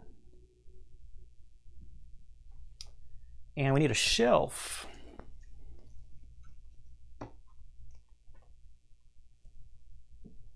And now tell me what enemy. Hey, that bookshelf seems like it has plenty for me to investigate. I've got this. Cyrus points to the bookshelf.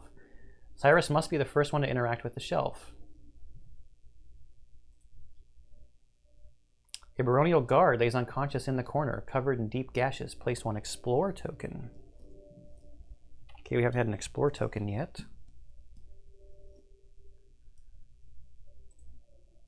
That guard, I think I know him.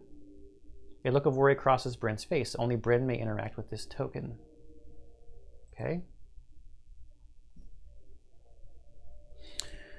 So we haven't moved yet, so let's get our maneuver points. I should have moved the rest of this stuff that tells us things about Cyrus. Okay, so let's use our points up. 1, 2, 3, 4, and we'll just maneuver again. I think each step is a movement point. I'm not sure. I don't think it's that detrimental to the mission. Cyrus has gone. Now Bryn will use her maneuver. 1, 2, 3. Maneuver again. 1, 2. And her other action to interact with the token. Pretty easy turn for Bryn. From your belt, you pull out a small water skin and lift the guard's head to drink. The wetness on his lips revives him. He squints slightly at you. It can't be. Lady Bryn? I remember you as a wee child. You and Lady Catherine playing together. My, how you've grown. I wonder what this would be if Bryn wasn't one of the characters you were playing. Be careful, Lady Bryn. The Uthuk's attack against us was unlike anything I've ever seen in my years of service. A powerful blood witch led them, accompanied by bandits and zealots. I only heard snippets, but she said something about calling on a demon from behind the veil. Whatever she is planning, if she succeeds, it would be our downfall. He pulls himself up to rest against a darkened corner of the cellar. You'll need this to go through the gate, and these to aid you on your journey. He passes you a key and 2 vials. Okay, discard this explore token. Gain the following cards. 2 vigor potion.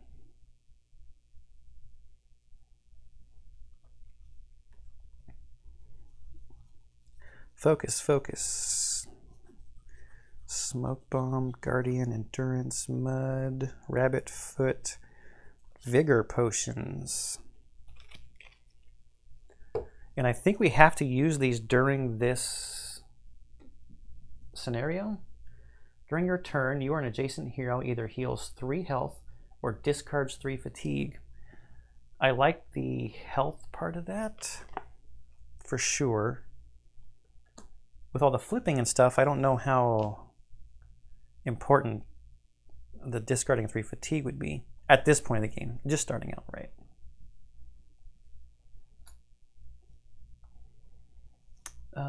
Okay. You've gained the Vigor Potion consumable. Each hero, give each hero 1 copy of the potion. Consumables provide effects, each of which are described on the card. After consumable is used, he removes it from their play area. You can learn more about them in the in-app rules reference. Okay. We must reclaim this watchtower. We must save, ...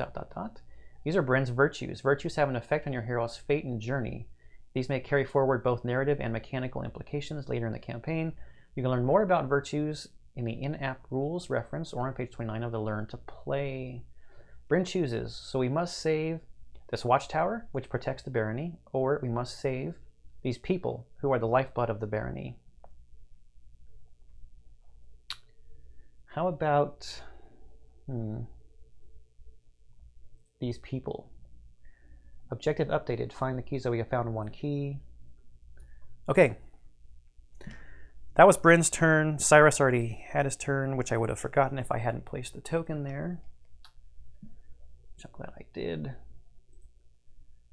End our turn. Resolve that. We can remove a fatigue, which we don't really need to do. Okay, hero phase. I'm going to have Cyrus go first again. Cyrus is already right next to the bookshelf. So let's interact with the bookshelf for one action. Books, bottles, and baubles line 3 shelves, all covered in dust. Let's search the... Does bottles give us another potion?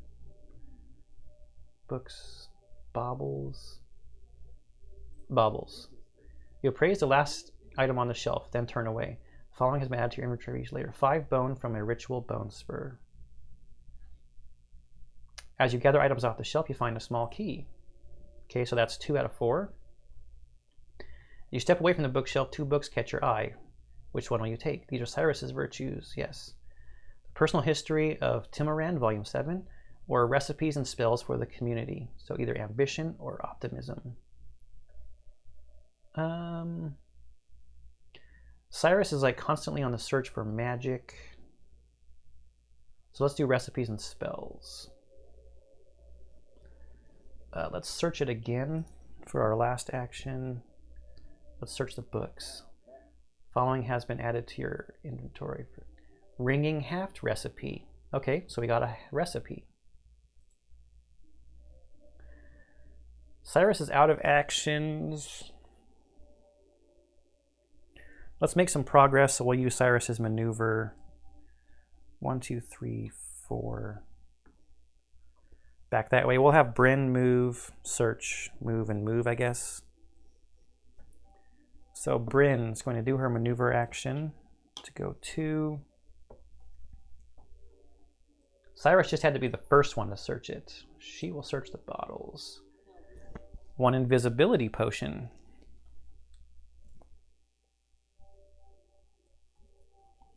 Probably would have been better for the magic user to find the invisibility potion.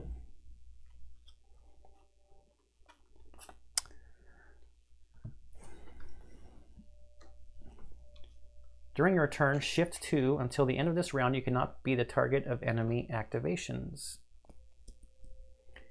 Which the app wouldn't know, I don't think.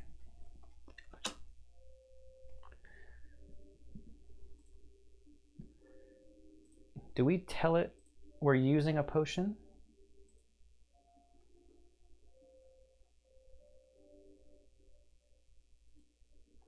I don't think so. So that's interesting. That inventory is not going to completely match. Oh, we used 2 movement to get there. So we're going to use 1 from the free maneuver, and we'll use another action. 1, 2, 3. Okay, end of the round. Cyrus is already gone. We're in the hero phase. There's no fatigue that I want to get rid of. Okay, back to us. I'm going to have Bryn go open the door. So Bryn's going to go first. For free maneuver action, 1, 2, 3 to get right next to the door.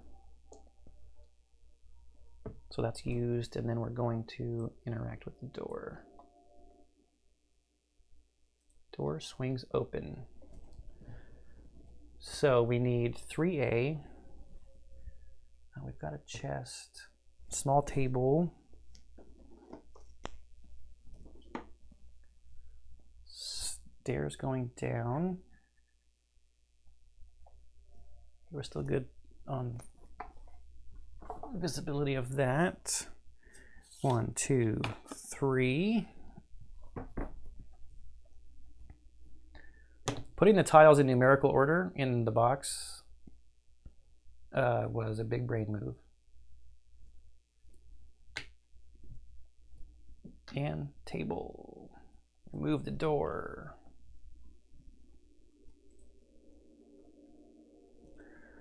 Okay, we've got one action left. We'll just maneuver again for 3. And then Cyrus. We'll use his maneuver right off the bat. 1, 2, 3, 4. 1, 2, 3, 4, and we'll interact with the table. On the table, you find a letter from Baroness Adeline and a corresponding map on the wall. Be on the lookout for increased Uthuk activity. There are rumors that a powerful blood witch named Nakrul is performing strange rituals in the forest of Forthin. I fear what she may be attempting to do. Any Uthuk sightings should be reported to me at once. I've asked our apothecaries to pass along the recipe for our vigor potion. I recommend having a ready supply. Glancing at the map on the wall, it seems covered in marks of attacks, with a circle around a small part of the woods nearby. Seeing them all together, the Uthuk forces have grown bold indeed. Okay, so we got the recipe for the vigor potion. You just found a consumable recipe. Recipes can be crafted in Frostgate using crafting materials. Crafting materials can sometimes be dropped by defeated enemies or terrain. Learn more about it there. And we found a key, so that's 3 out of 4. And we've used our turns. Resolve that. There's no fatigue. What does the vigor potion do again? Oh, yeah. Heals. Yeah.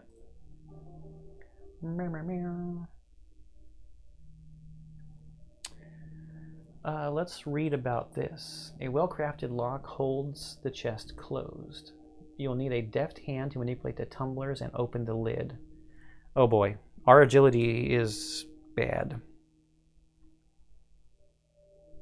It's -1. Does the table tell us anything else? There's no more to gain from the table. Let's have Bryn go.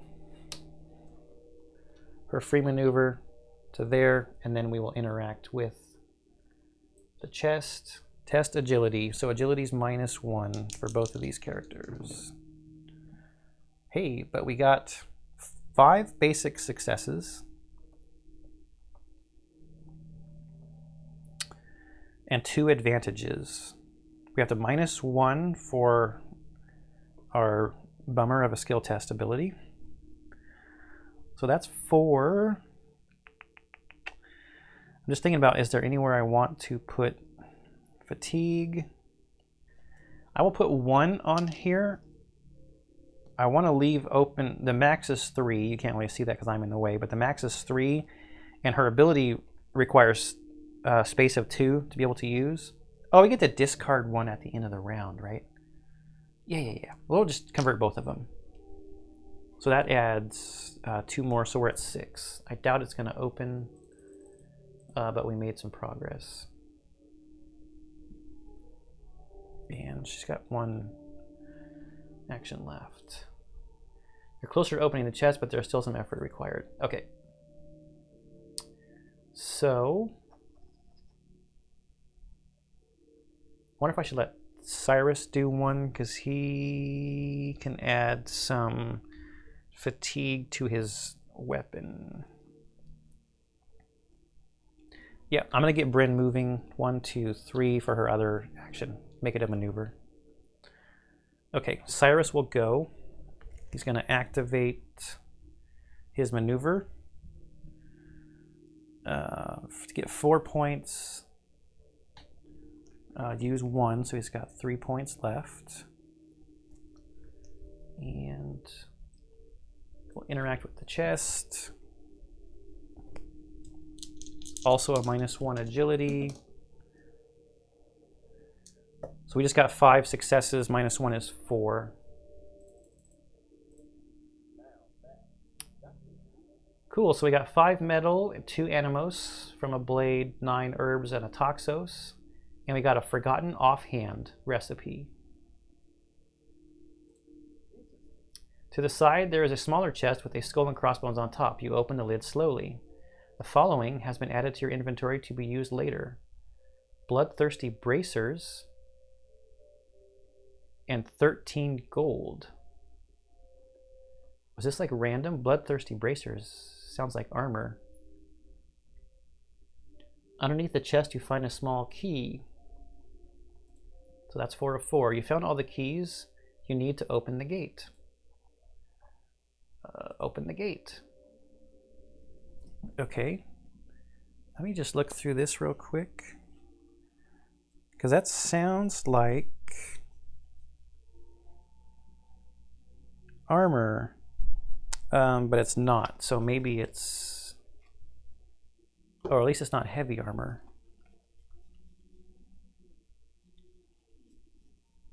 Maybe it's a weapon?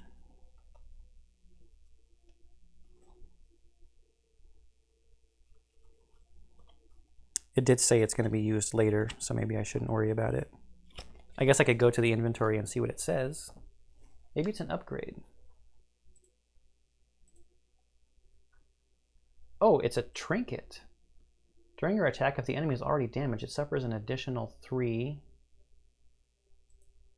It said used later, so maybe I don't get to equip it now.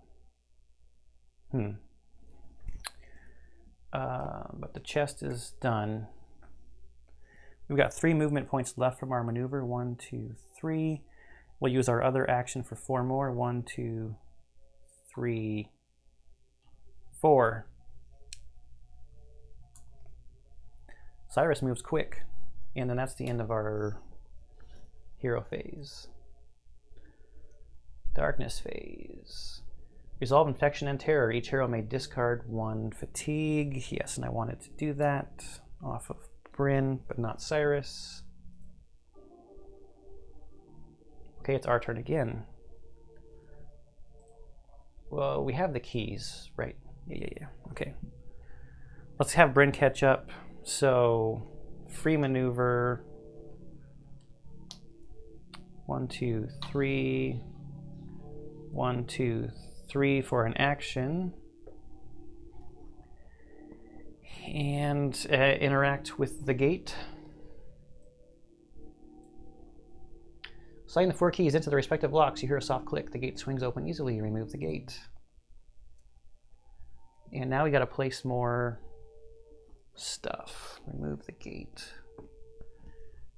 Okay. I think I'm going to throw a cut in here. I'm going to need to move the map around. So I'll throw in a cut and I'll come right back after I get the map set up.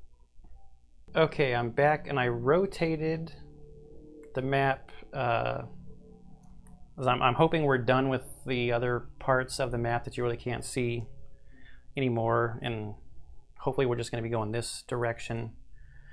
And I hope that the way we are currently situated is going to get us through the rest of this.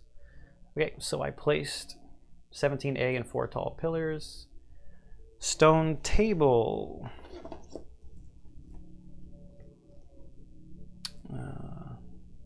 Right there. Place 1 large table. 2 explore tokens.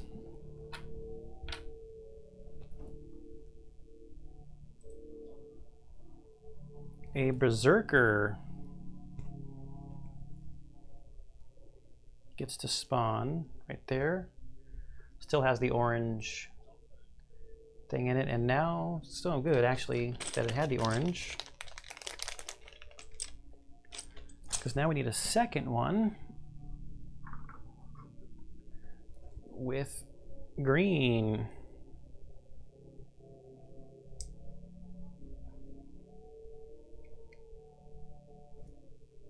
In front of the other Explorer token. The Uthuks stand near the shaking villagers, one looking out on the horizon as though waiting for a signal. Oh, I guess maybe I forgot to read those were shaking villagers, I guess. Objective, save the villagers, 0 out of 2.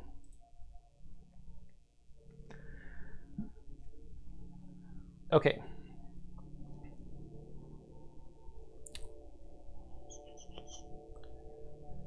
That was Bryn's turn, basically. So we still have Cyrus's turn to go. How many hit points do these guys have? 18 and 18. They're close enough where they're going to get to be able to attack.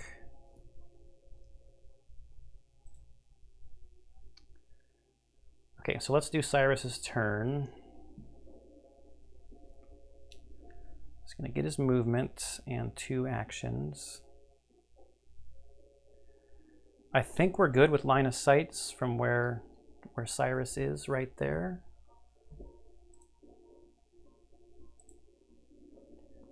Select a space.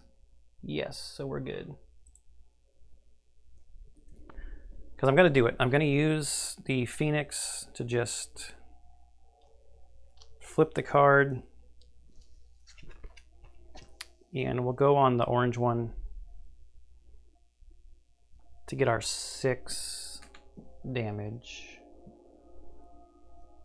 Yes, the orange one.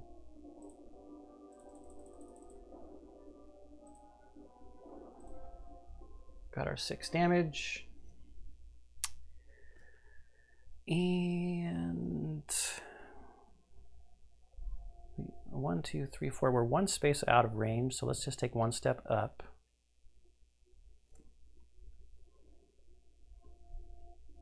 Maybe that doesn't really matter. Maybe we won't be targeted, so let's go 1, 2, 3. Now, if that guy moves towards Bryn, he would be impeded, so I think Cyrus would become the target anyway. 1, 2, 3, 4. I don't think it matters. They're so close. We've got vigor potions to heal with anyway.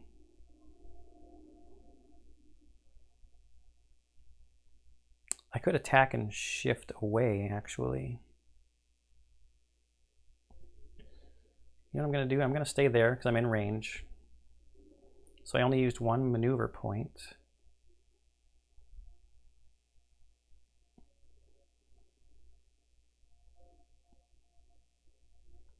And then I think I'll just move back and hide behind Bryn with the rest of my movement.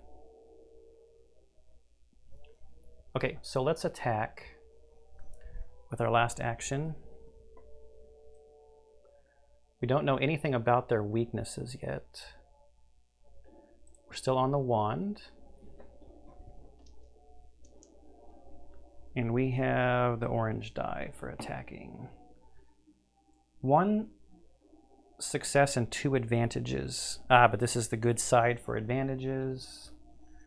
We are going to spend both of those advantages to fatigue. That's our max the card can hold. To convert those to 2 successes each, so that's 5 total successes.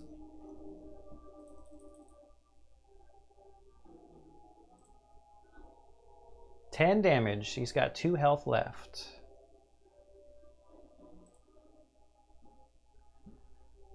Okay.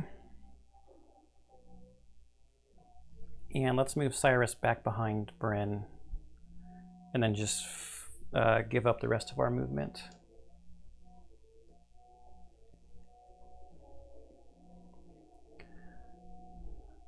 Do I want to flip this? I don't think so. I could actually use the wand it says a hero may shift 2. Do I want to get Brynn closer? 1, 2, 3. 1, 2, 3. I don't think so. I think she's good. Before your attack or defense, discard 2 fatigue from one other card.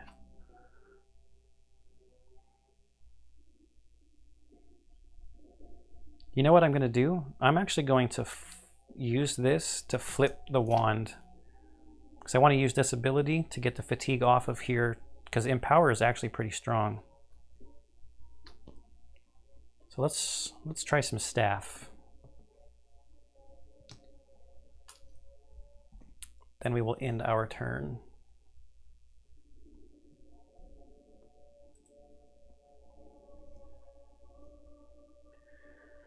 We can discard a fatigue.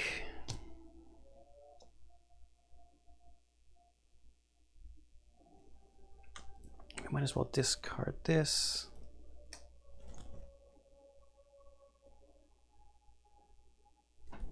Yeah. Okay, so we're on the green Berserker. Cyrus is the target. They do not have range. 1, 2, 3 would become impeded. 1, 2, 3.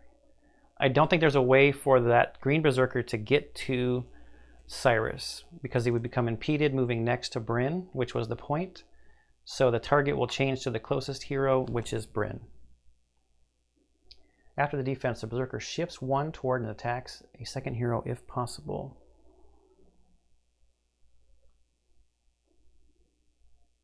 But it won't be possible.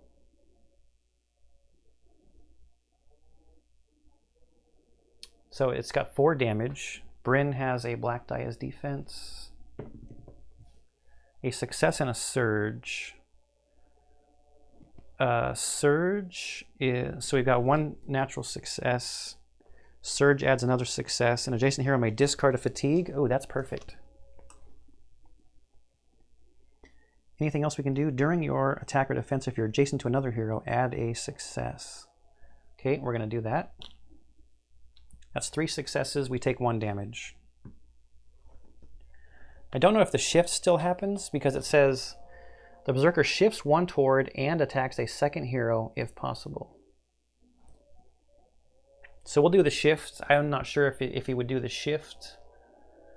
Would only shift an attack if the attack was possible? I don't know. Okay, the orange one. Ooh, the orange one has more damage. Target Brynn. This one actually is going to be possible. 4 movement. 1, 2, 3. Becomes impeded, so it stops. And attacks, and it's 5 damage possible. We got 2 natural successes and 2 advantages.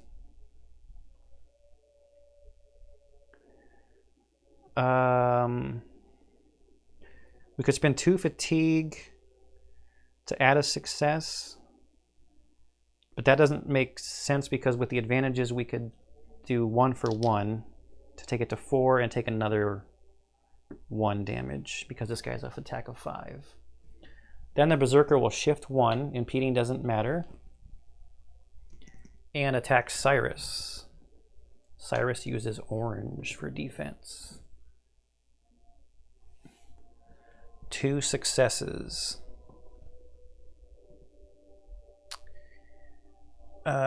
We don't have anything to pump that up. So that's a bummer because with an attack of 5, that's going to take Cyrus to 3 health. And done. The green Berserker howls, wide eyes gazing at Cyrus with unfathomable rage.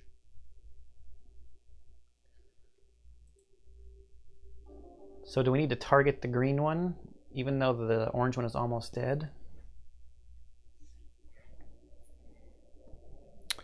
During your turn, shift 2 until the end of this round. You cannot be the target of enemy activations. It would have been nice if Cyrus got the invisibility potion.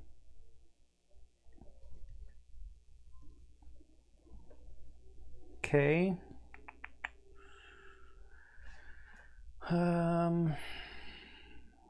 Let's have Brynn go.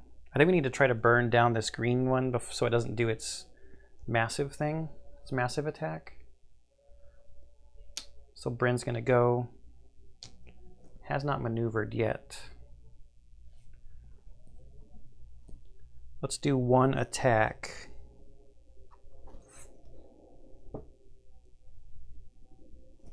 Let's select the green berserker. And we are on the blade. The question is, do I want to use my vigor potion? Yeah, I'm going to do it. I'm going to use my vigor potion. I don't know if this is dumb. And after I had just got done when I got it, saying I don't think I would use it to get rid of fatigue, but I'm going to get rid of fatigue. So 3 fatigue. That opens this up to be available. Because right now she's available to she's adjacent to an adjacent hero. She's adjacent to an adjacent hero. She's adjacent to another hero, so she can use the ability on there. Not the best roll. We got 1 star and 1 surge. Nothing great that the surge is going to do for us. Okay, so we got a natural success, the surge success, and then we're going to put 2 fatigue on here to get a 3rd success. So just 3.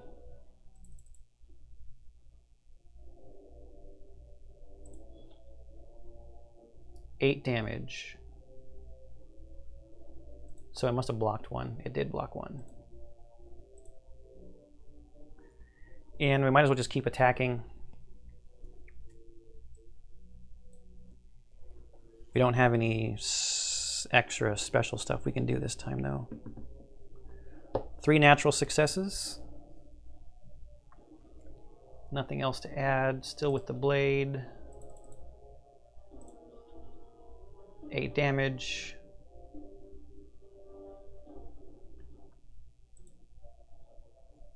Now they're both on 2.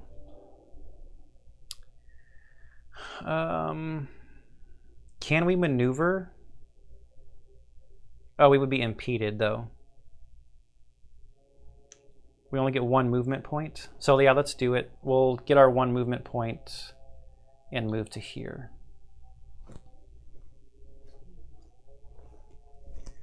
Cyrus's turn. We have reach, which is nice. So from where we are, we can hit the green one, which is up here. So we'll do that attack with the staff. 2 natural successes.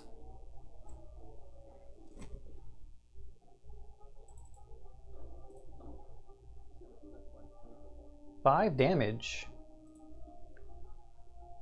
Oh, the staff actually has a base damage of 3. Okay, that's nice. Ooh, he dropped some stuff. The following has been added to your inventory to be used later.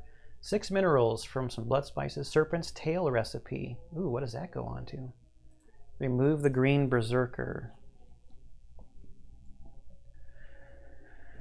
Let's use our other action to attack the orange guy with the staff. 2 natural successes.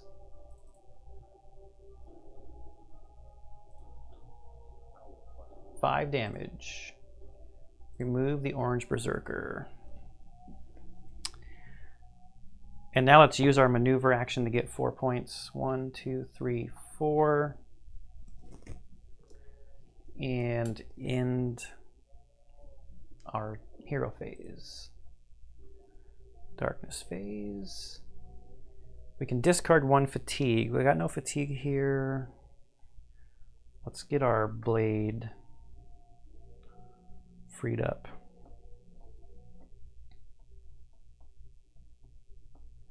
Is that right? Probably. Who knows? It's back to us. I'm going to start with Cyrus this time. And we're going to do the maneuver action first. We're going to move 1 space. So we got 3 points left. I'm going to use an action to interact with the villager token.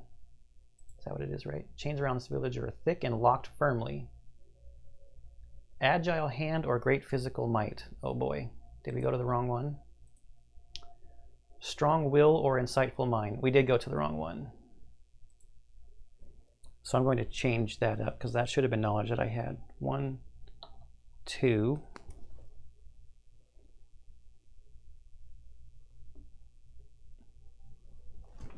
We'll interact with that villager with Cyrus.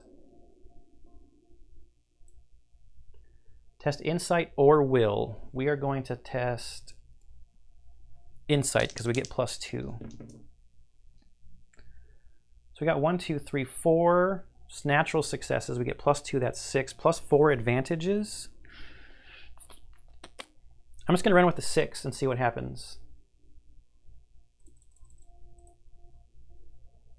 I could use 1 fatigue. No, I get to get rid of fatigue at the end of the round. So we'll do 1 fatigue to convert 1 to another 2, so that's 8 total. The chains release around the villager. He thanks you breathlessly. When they came for us so boldly, kidnapping us both in the middle of the day, I thought we were done for. The Blood Witch told the guards to keep a lookout for the red light. He points out in the distance. At that moment, we were to be sacrificed to strengthen her power.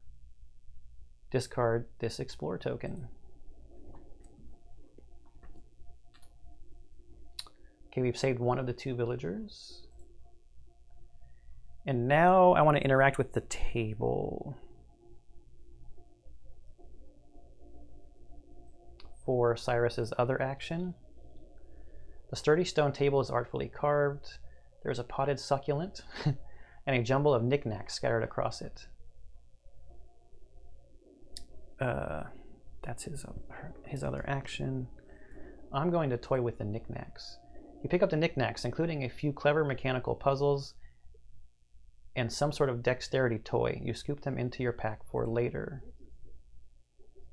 14 curios and 6 metal.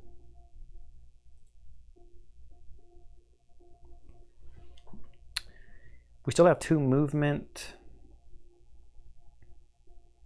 I think we'll just forego the rest of the movement in Cyrus's turn.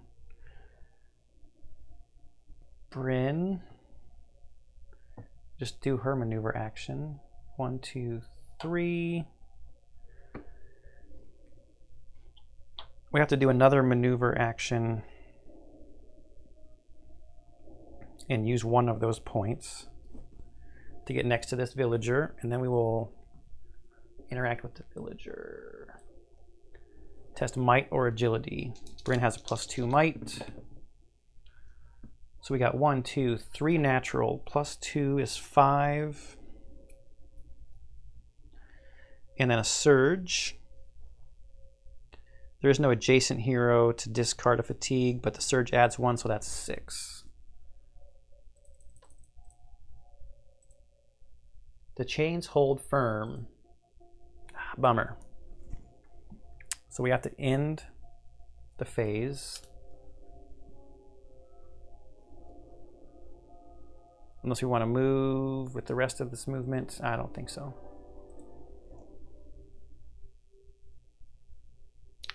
Resolve infection and terror. Each hero may discard 1 fatigue. So we'll take this one and this one.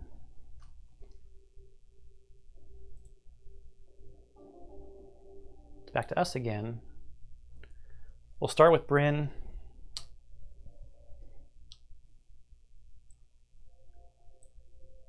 Test might again. That's 5. +2 is 7. Chains fall away as the person rises. Thank you. Beware the strange magic of that Blood Witch. She's more powerful and more sinister than you could imagine. Her forces manage to ambush us in our fields in broad daylight. They grow bold and dangerous. Discard this explore token. Save the villagers is done. Have the Uthuk captured other citizens? Bryn asks urgently. Not here, I don't think, answers one of the villagers. But folk have gone missing more in recent days. Rumor said it was the Uthuk, but I didn't believe it until, well, now. With a path beyond you clear of foes, You send the villagers towards safety while you turn your attention onward.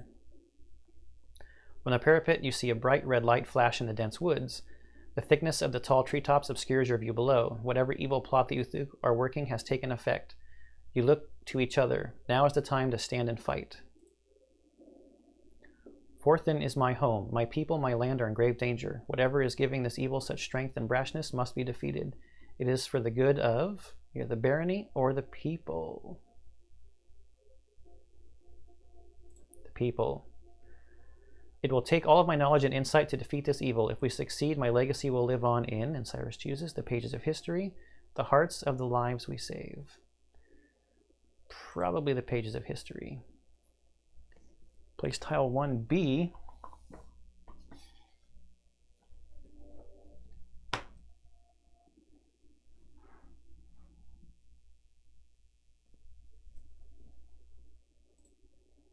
Heroes may move from a higher level to a lower level without a stair present. However, a hero cannot move from a lower level to a higher level without a stair or unless specifically instructed to do so. Okay. And a sight token.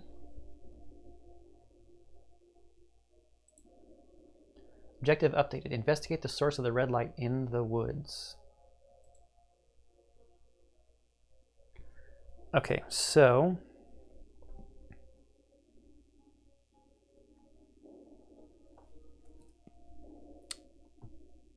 Bryn actually has one action left, has not used her maneuver. Okay, I'm going to throw in a cut and take a break right here, and I'll be right back. Okay, so where we're at is Bryn has not used her movement yet, and she's got one action left. Cyrus has not gone for the turn. We just discovered this tile here that has a sight token on it. So I think Bryn is going to do her maneuver and get her 3 maneuver points. So it should just be 1, 2, and then we have to do the sight token because we're adjacent to it. So there's 1 movement point left. Bryn interacts with the sight token. As you approach, the red light glows brighter and brighter. Discard this sight token.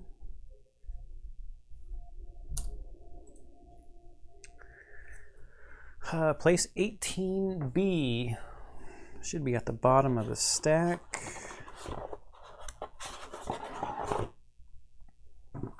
Didn't even look at the number. I'm assuming this is 18 because it was at the bottom of the stack. Yes.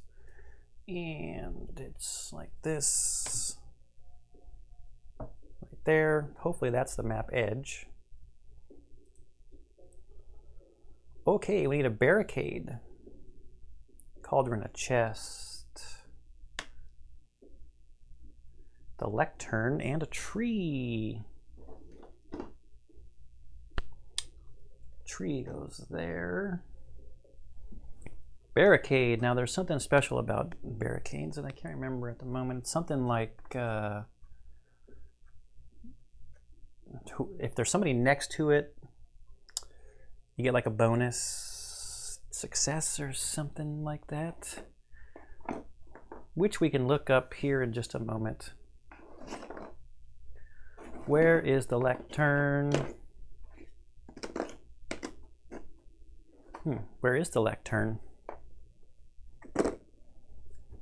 There it is.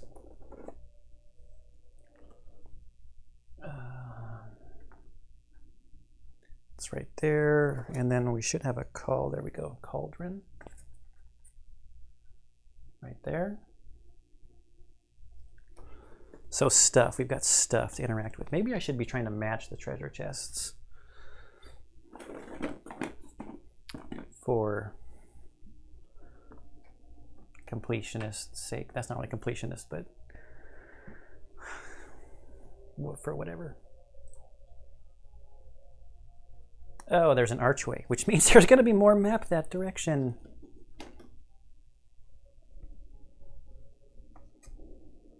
Maybe not. Maybe it's just to make the map look nicer. A blood witch stands at the lectern, a twisted smile plastered across her face. You're too late, she cackles. Here, where the evil veil is thin, I have gained the knowledge I seek. Soon, Forthin and the rest of the baronies will bow before me and the blood coven. Even in my weakened state, defeating you shall be worth it. Spawn a blood witch with an orange thingy. Oh, the blood witches are way in the back of my miniature container. On the side over there. And where? In front of the lectern, which makes the most sense. Now, there's no way that she's going to be alone. That is Necrol. Level 5 Blood Witch. Her laughter is poison, thrust into the heart of the belly. Blood sister that rules, mocking voice goes through the air. Each syllable clear to a dark, war-preaching chorus. She speaks with the tongues of demons, and her power will only grow.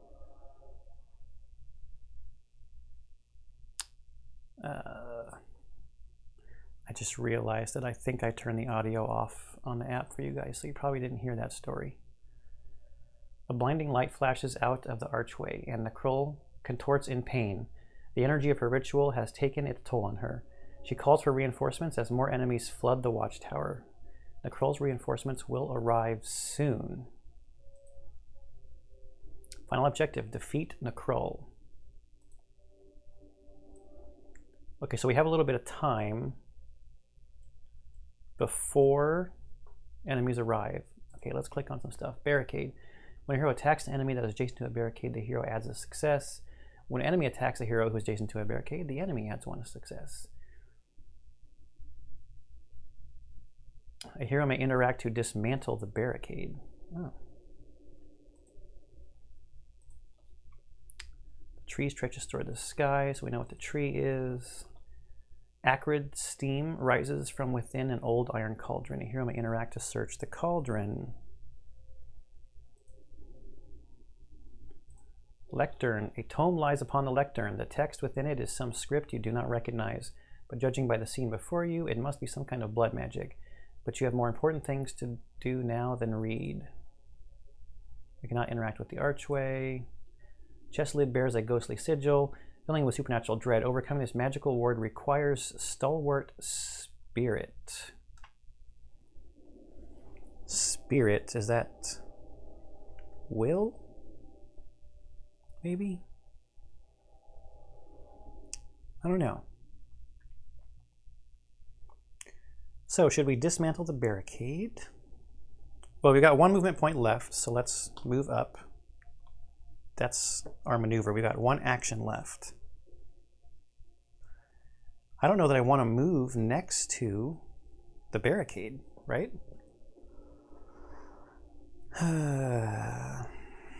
What's the other side?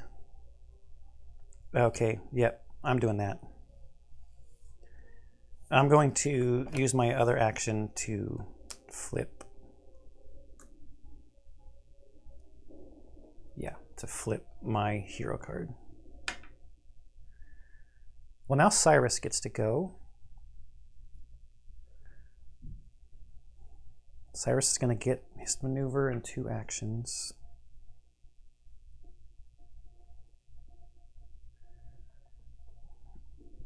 So let's use our maneuver. 1, 2, 3, 4. 1, 2, 3, 4. We're still out of range for the witch, though.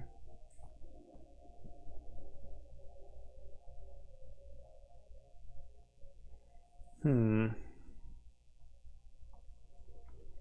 many hit points does Necrol have? 65. 65 hit points? So that was the free maneuver.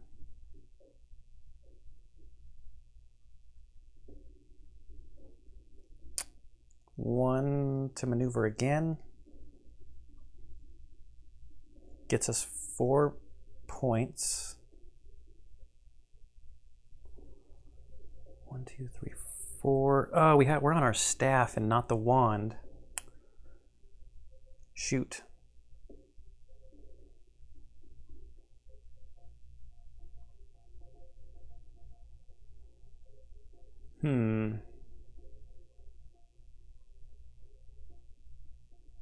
Not really set up in the best situation right now, I don't think. So you know what I'm gonna do, I think. I'm actually not gonna move that far with the other maneuver. I'll just stay next to Bryn, and I'm gonna use my 2 actions to flip both the cards.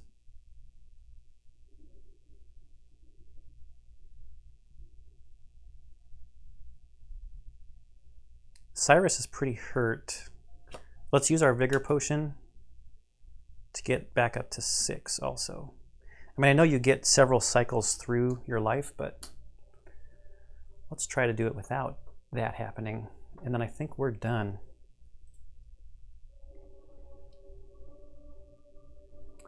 Resolve Infection and Terror. And get rid of Fatigue, but we don't have any. Targeting Cyrus. Movement of 1, range of 4. 1, 2, 3, 4. 1, 2, 3, 4. Necrawl cannot get within range to attack.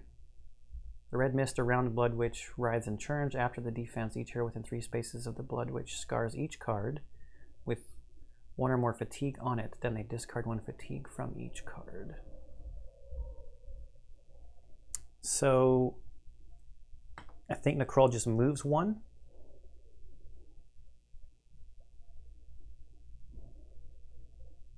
I wonder if there's a way we can coax Necrawl toward the barricade.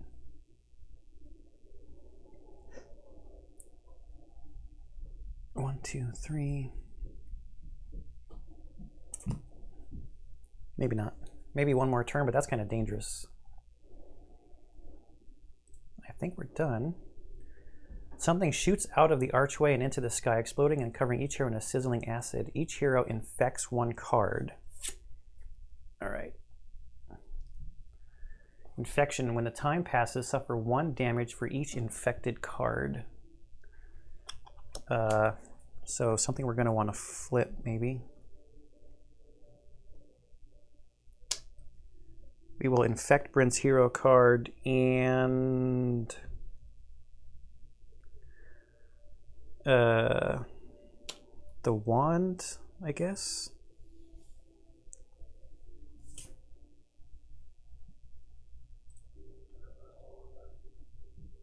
Oh, and now there's a zealot,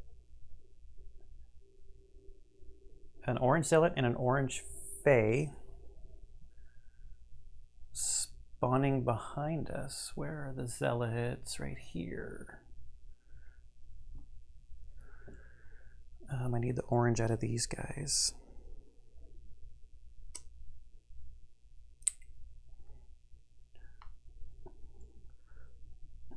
Orange and orange.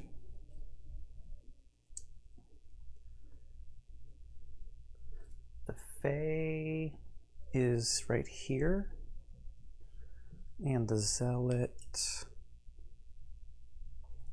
is over here. I think we know something about the fae.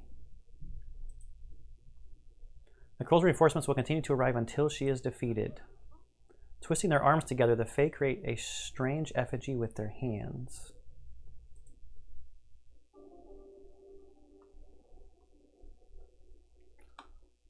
Okay, the fae we know are weak to crushing. And we don't know anything about the zealots or Necrawl.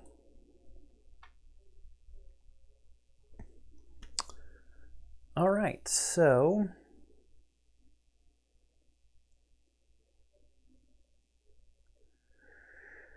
one, two.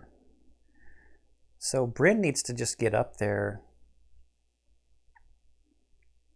and fight.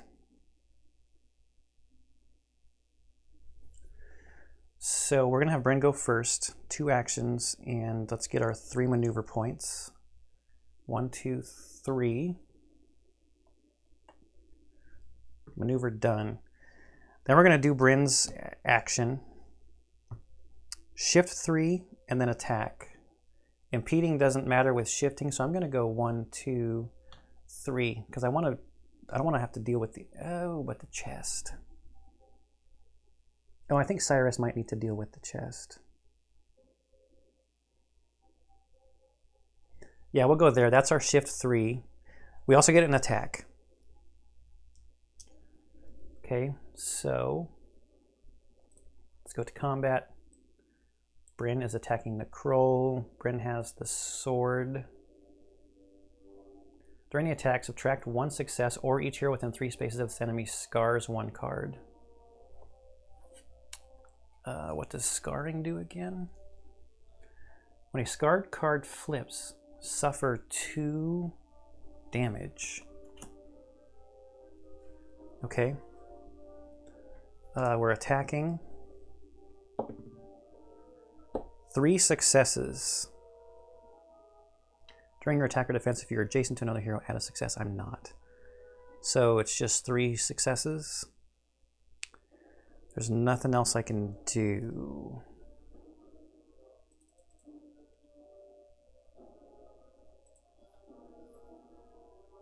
$11 damage. The Krull has the potential of blocking quite a bit. Oh, slash is a weakness. That's good to know. Slash is Nekrull's weakness. What were we supposed to do? During the attack, subtract 1 success or each hero within 3 spaces of this enemy scars a card. I didn't subtract a success, so I'm going to have to scar a card. I guess I'll scar the weapon. Now, because of this ability, I have to flip this over, which is fine because it gets rid of the infected when it flips. I'm not sad about that. We got another action. Because we maneuvered, we did an action that gave us some shift and an attack, and let's just keep attacking. So we're going to attack again. Bryn on Nekrull, Warden's Blade. Now this time, we'll probably have to subtract a success. 3 successes. It's each hero within 3 spaces. Obviously, Cyrus is not within 3.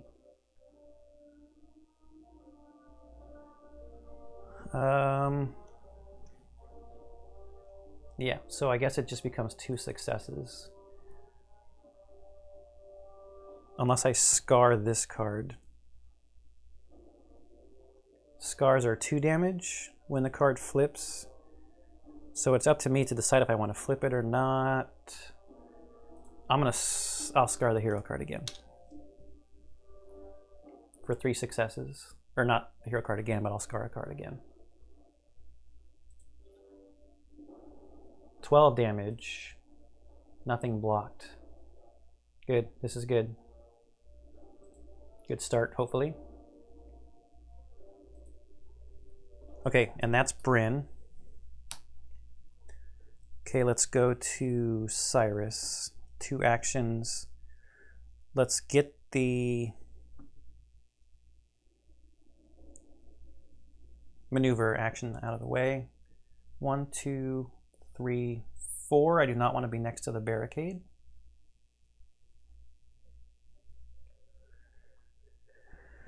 Now we're going to have to subtract successes because each hero within 3 would have to scar cards, and now they're both within, so let's attack. And it's the orange die.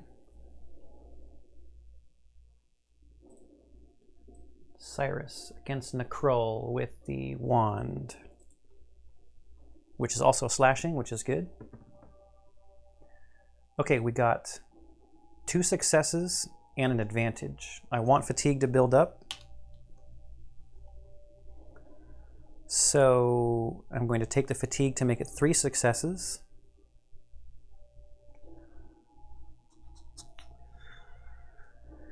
I think that's it. 3 successes. We have to subtract 1 for Necrol's ability, so it's only 2.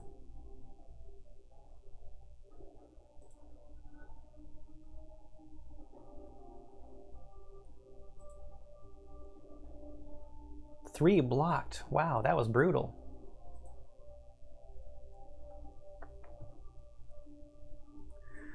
So now I'm questioning if I be greedy.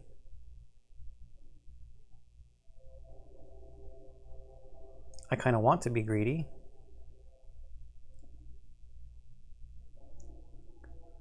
And open the chest. And this is the first mission, right? And we've got lots of health because we get potentially injuries and stuff. I'm going to interact with the chest. This could be dumb, but I don't want the mission to end and then it's like, oh, you didn't get to get all the stuff. Oh man, is this dumb? I'm going to do it anyway. Okay, test will. So good, I thought it was going to be will or insight, but will is a +1. So that's 5 successes plus the 1 makes 6. Come on, open, open, open. Oh, you're closer to opening the chest, but more effort required. Okay. That is us. Darkness phase. Resolve infection and terror. I'm going to take a damage for the infected card. No infected cards over here. Discard a fatigue. I don't want to discard that one. The Zealot. 3 movement, 3 range, targeting Cyrus. 1, 2, 3. Way too far away. The Fae appear disappointed that you did not attack and release their conjoined hands that form the strange effigy. Oh, so when they do that, you don't want to attack them, it sounds like. Flying. While moving, this enemy ignores elevation, terrain, and underlays and cannot be impeded after the defense target. So 3 and 3. 1, 2, 3. Or 1, 2, 3. I guess, because they ignore elevation. Range is too far.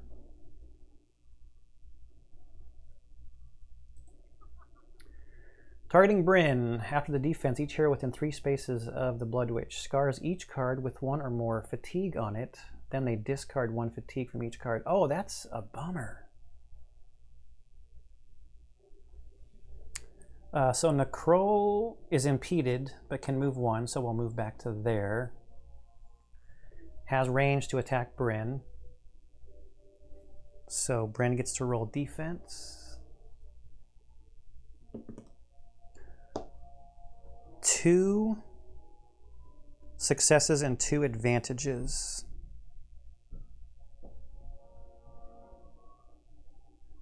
So that's 2. That would take the damage down to 2. I don't want to add any more scars. I don't think you can add more than 1 of the same type of condition, though. So it might not be that bad. Let me just look at conditions real quick. I really feel like it says if a hero has a choice of where to place a condition, they cannot place it on a card that already has that type of token on it. Terrain, archways, attacking, damage, fatigue, tests. There's something about conditions. I guess we could use the app.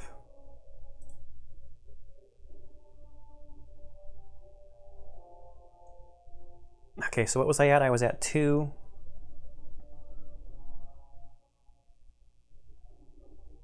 Do I want to add fatigue? I could remove one.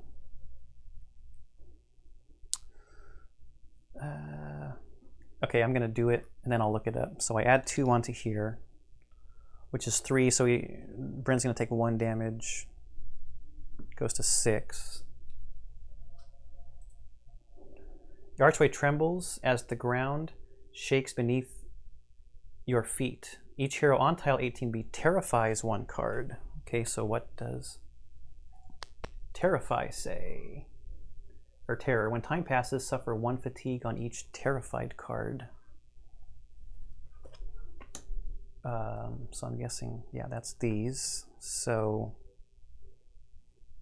we'll terrify this and I guess this.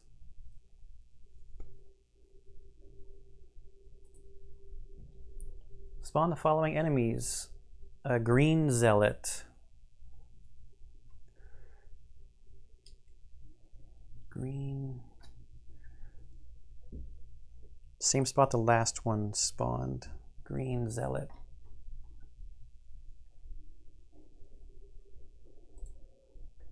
Nicrole's reinforcements will continue to arrive until she is defeated. The Blood Witch opens scars on both their palms, then begins a dark chant as a stream of blood flows from one into the other. It sounds like Nicrole's going to do something nasty next turn. Okay, and I just wanted to double check conditions. Yeah, you cannot gain. If hero can place a condition token, they must do so. Yes, so you cannot put one where they already have that one. Oh, but Nicrole's thing did say I got to remove a fatigue. Yeah, okay, so Bryn's that one. All right, so I'm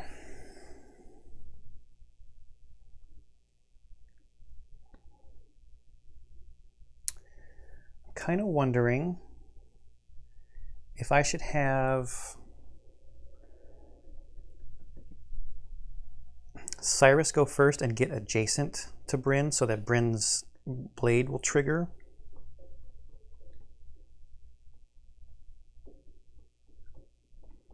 After your attack, a hero may shift 2.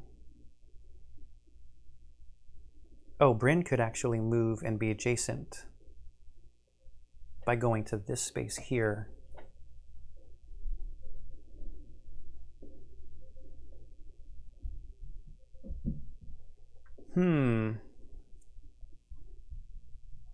Let's have Bryn go first.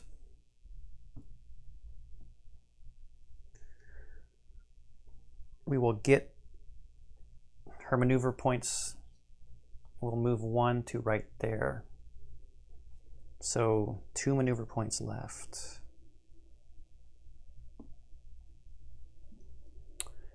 And then we're going to attack.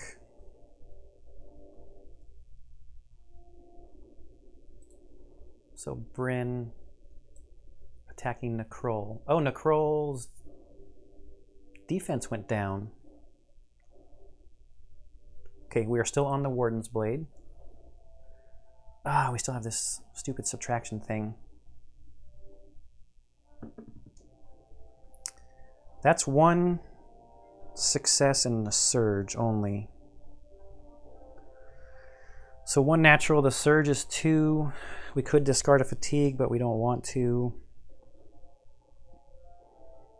On an adjacent hero, we're going to add 2 fatigue to the blade to add a 3rd success. But then we have to subtract 1 for the ability because they do not want to continue to scar cards. Only 2 successes, that's not good. 8 damage because of the weakness and 0 blocked, so that's nice. The Blood Witch continues her incantation. Blood Witch recovers 1/3 of the damage suffered. Ah.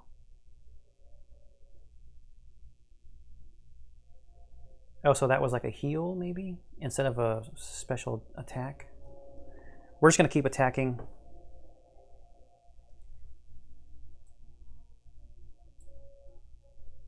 with the blade. Let's get a better roll. Nope, we got the same roll. But this time it's only going to be one success because we cannot add fatigue to our card. Wow, that's a major bummer. 1 damage. 3 blocked. Wow. So the blood, she's going to be recovering health this turn as we attack her. So maybe we should be interacting with stuff this turn.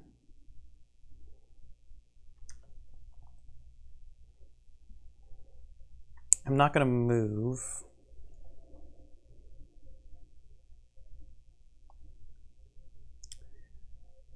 Yeah, I'm not going to move.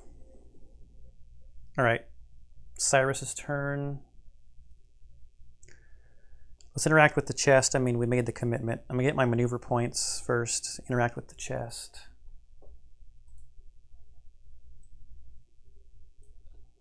This is probably foolish. Testing will again. We got 4 natural plus 1 for our ability is 5 more.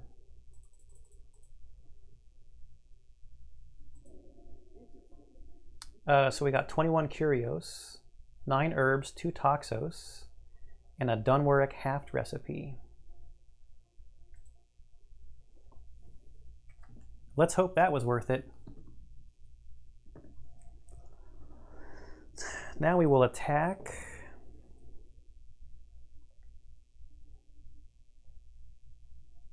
1, 2, 3, 4. I'm wondering if the Cauldron or the Lectern gives the Blood Witch any power. You know what I'm going to do?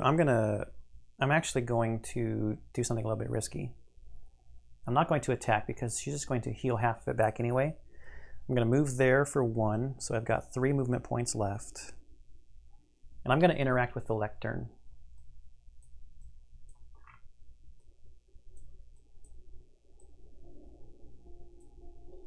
A tome lies open on the lectern. The text within is in some script you do not recognize, but judging by the scene before you, it must be some kind of blood magic.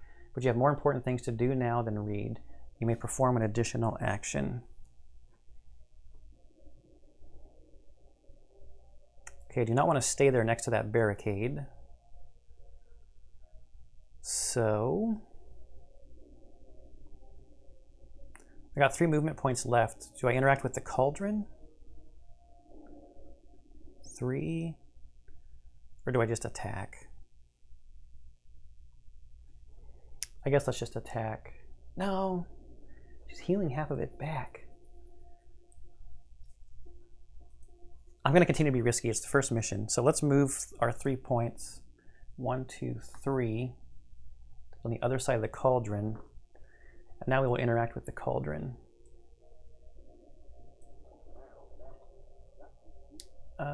Whatever was once brewed here, the mixture is split and separated so badly it's beyond use now. Thankfully, there's some useful materials that can be gained. We got 11 herbs. Okay, so it didn't do anything to the witch. Okay, that might have been dumb.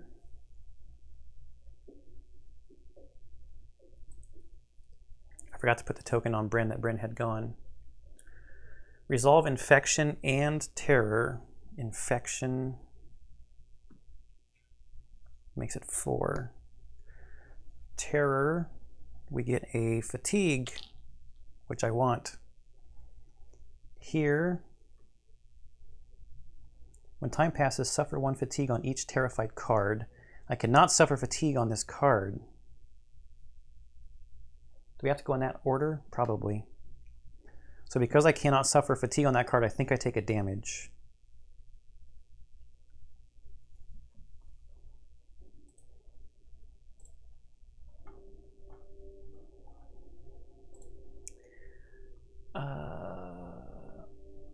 Fatigue accumulates when a hero converts advantage or is forced to suffer fatigue. Fatigue limit. The card has a fatigue limit of 0. Fatigue limit. The card does not have a fatigue limit. Fatigue limit can be placed. Some abilities can increase it. Hero cannot convert advantage. A hero cannot resolve a card. When a hero suffers fatigue or each fatigue token that a hero cannot place on a card, they suffer 1 damage instead. Yep. Now we get to discard fatigue. So I'm going to take fatigue off of this terrorized card. And I don't want to discard that fatigue. The Fae, targeting Cyrus. 4 movement, 3 range. 3, but cannot get there within 4. So 1, 2, 3, 4. But next turn we're going to be facing attacks, I think.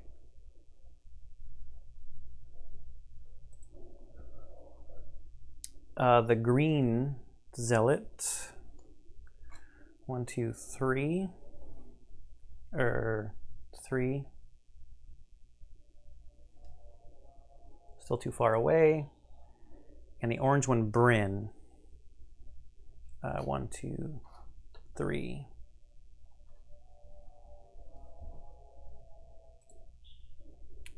The Krull targets Bryn, and it's gonna have to scar a card, but she can't scar any more cards. So, and is impeded because it starts the turn next to. So it's gonna take a step back that direction. And attack with a base of 4. Bryn gets, Bryn gets this black die. That's 3 successes. I could take 2 fatigue to add 1. But I think I'm going to wait until I get a worse roll, because this is only an attack at 4, so let's just take 1 damage and go down to 4. I have no other cards to scar.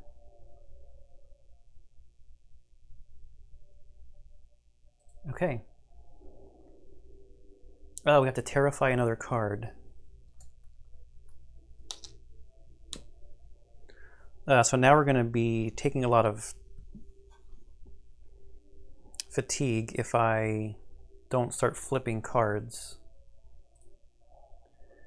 The green Zealot screams an alien incantation, foreign but for a single name, Bryn.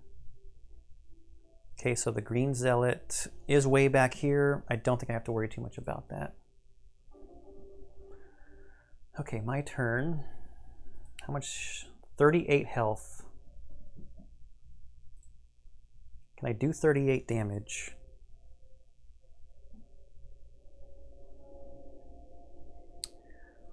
I'm actually going to start with Cyrus this time.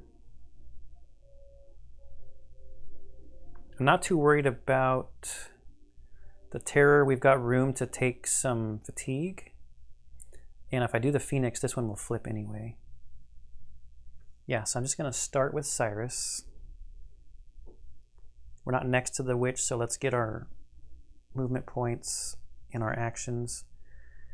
And let's just attack. Or should I flip?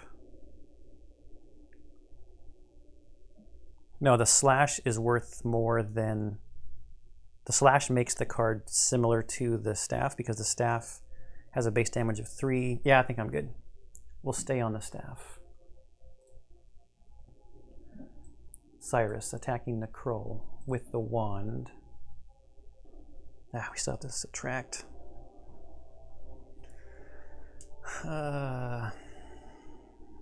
Maybe I don't worry too much about scarring right now.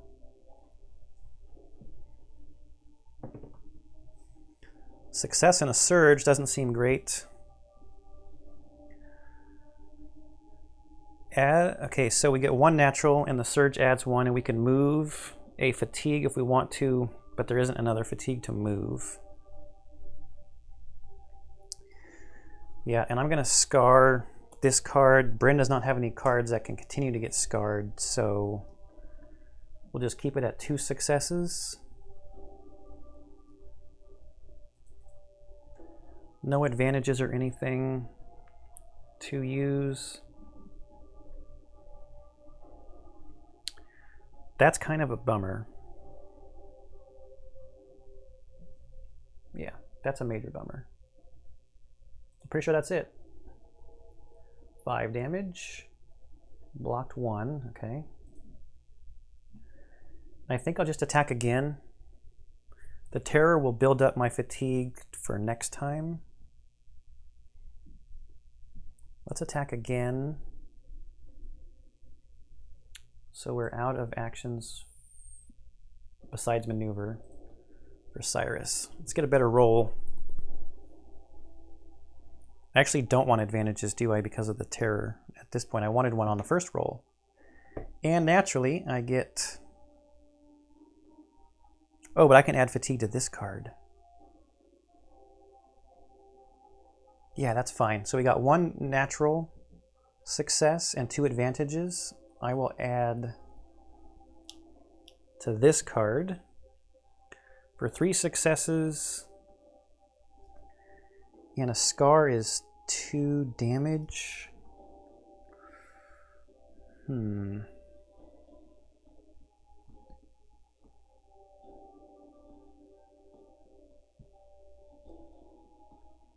I will scar again.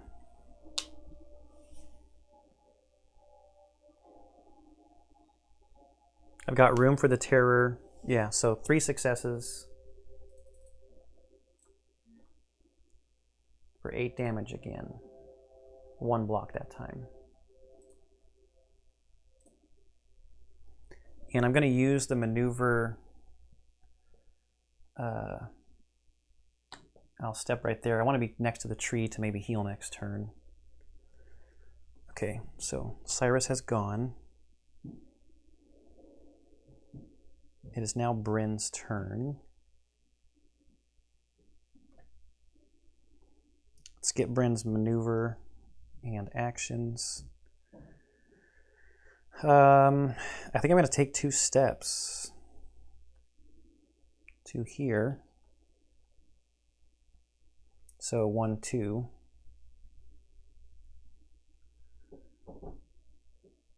And we will attack.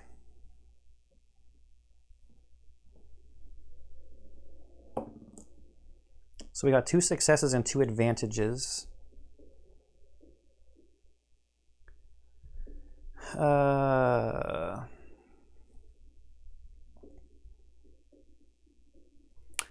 wonder if it says that I have to scar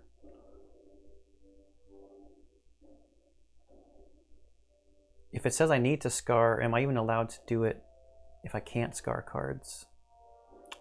I guess I'll reduce the successes. So I don't know if I was doing it right earlier because Bryn couldn't scar cards. So I've got 2 natural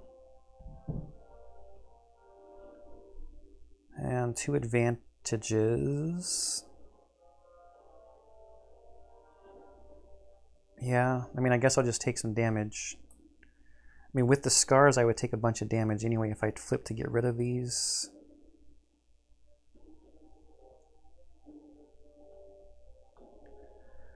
To make it 4 and then down to 3 because of the ability.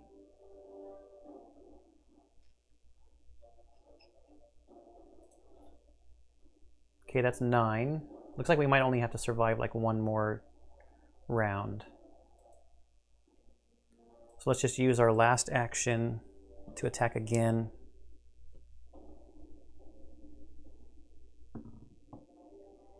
Two natural successes.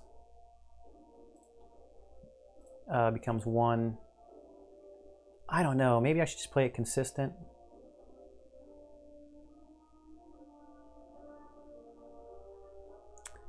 Actually, I believe it just said if it tells you and you can't. It was in this clarifications part. If a hero has a choice of where to place a condition, no. Cannot place it where there's already one.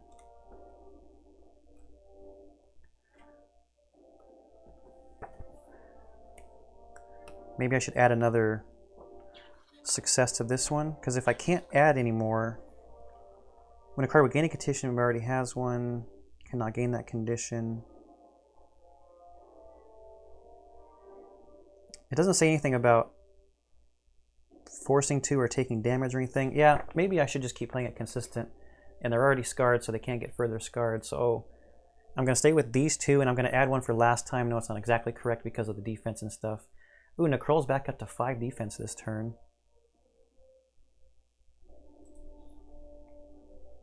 4 hit points left. Got a 0. Got 1 movement left. I want to stay next to Necrol, so Necrol's impeded. I don't know if it's going to make a difference.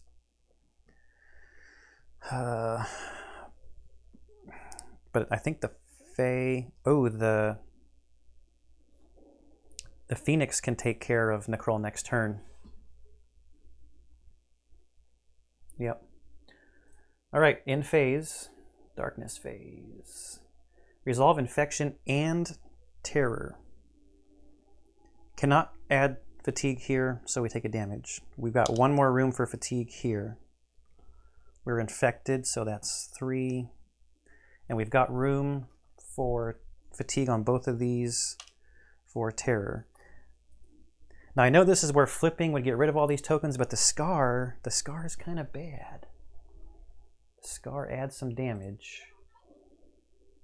Target Cyrus. Range of 3. 2, 3. 1, 2, 3, 4. Yeah, the Fae's gonna get there.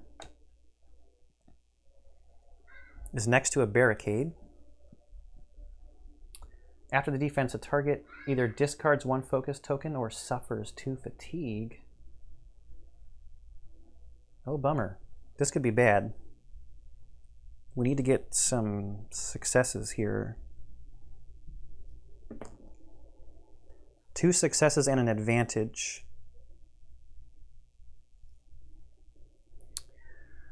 So the bad news... That's going to take it down to 1 damage, and I don't think there's anything else I can do about it because I'm fatigued out. So that takes me to 2 health.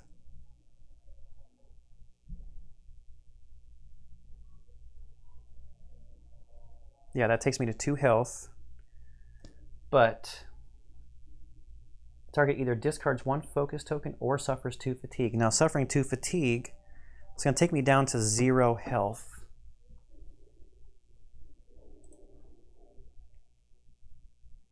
So I need to look up what happens when you go to 0 health. After a hero suffers 1 or more damage, they decrease their health. They are wounded. When a hero is wounded, they set their health dial to their maximum health and select their portrait in the app to view their hero information screen. Okay, so that attack is done. The Zealot completes their incantation as a Dark Shadow descends on Bryn. Bryn tests will 7. Okay, I need to wound my hero. Wound Cyrus? Yes. Cyrus gains the Frantic Injury. Frantic Injury.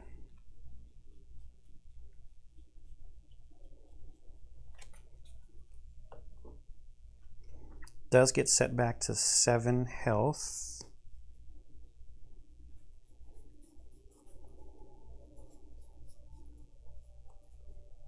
Where are the injuries?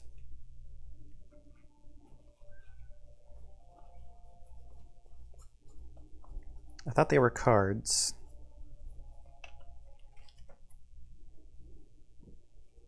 Frantic Injury. This is armor, armor.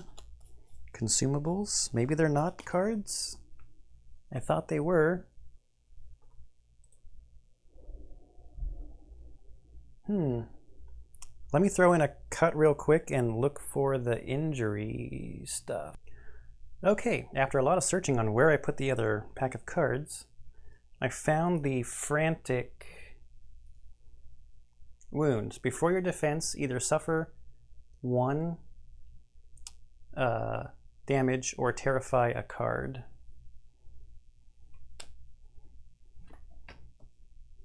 So we have that minor wound, got all of our health back. Now we're on to this thing here. So what does that say? The Zealot completes her incantation as a dark shadow descends on Bryn. Bryn tests will 7. Add 1 blue die for each adjacent hero. Oh, bummer. Bryn really likes to be adjacent. Okay, so we're testing will. Will is +1. 1, 2, 3, 4, 5, 6, 7, 8. Okay, so we passed. Oh, sorry, no, we don't get a blue die. There's no one adjacent. 1, 2, 3, 4, 5, 6. +1 is 7. We pass anyway. I don't know why I was rolling the blue die. Okay, the green Zealot targeting Bryn. 1, 2, 3 movement. Not enough range. Done. Does the orange one just not go? Did I miss something? Oh well, I'm just going to keep following it. Targeting Bryn. The red mist around the Blood Witch writhes and churns. After the defense, each hero within 3 spaces of the Blood Witch scars each card with 1 or more fatigue on it. Then they discard 1 fatigue from each card. Every card is already scarred, so... wants to move 1. Only can move 1, but wants to get the most range that they can. It has an attack of 4. Bryn gets a black die for defense. Rolls 1 natural success and a surge for 2 natural. Can't really do anything else, so takes 2 damage because it's 4 on there. After the defense, each hero within 3, they don't need it to scar, but then they discard 1 from each card. Oh, they have to. Yeah, they have to. I probably screwed that up earlier with Cyrus, which means we may not actually have taken the wound. And because of the terror, we would have had more room. I think we're good with where we're at, 2 and 2. Okay, now the orange one's going, targeting Bryn. Man, the Blood Witch Necrol recovers 2 health. We don't have to keep track of that. This is the orange one. 1, 2, 3. 1, 2, 3 with a range of 3. Bryn's too far away.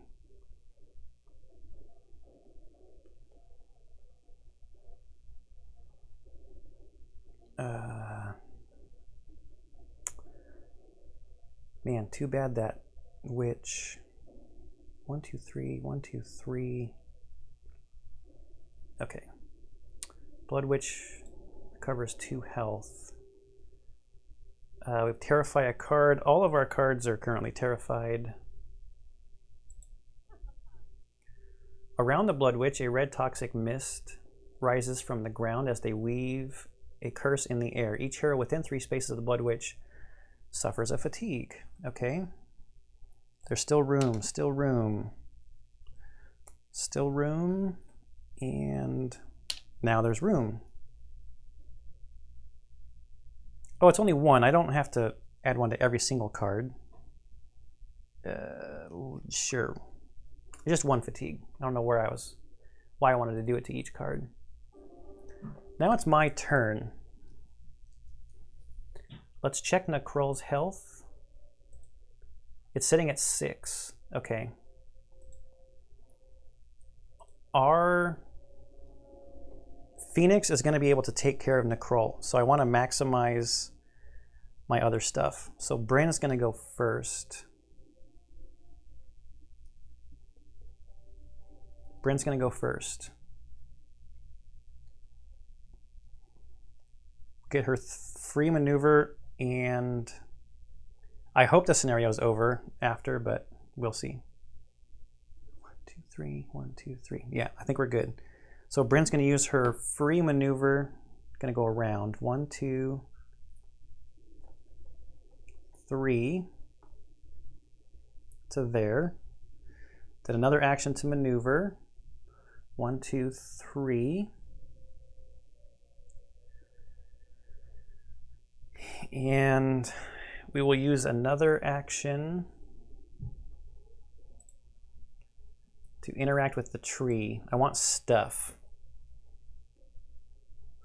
I don't think the healing is going to make that much of a difference because it'll just be a wound. I could have shifted too, but I don't think that would have made a difference either. So should we climb the tree or forage the plants?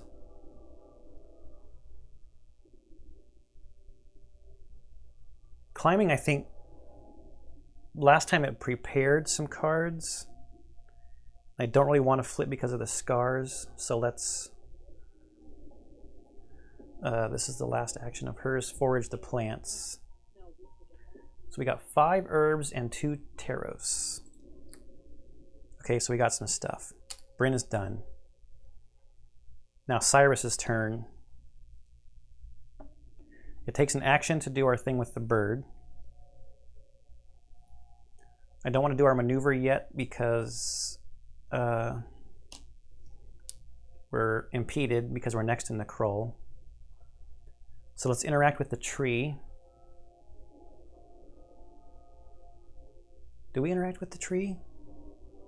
Do I really want to climb? I don't think so.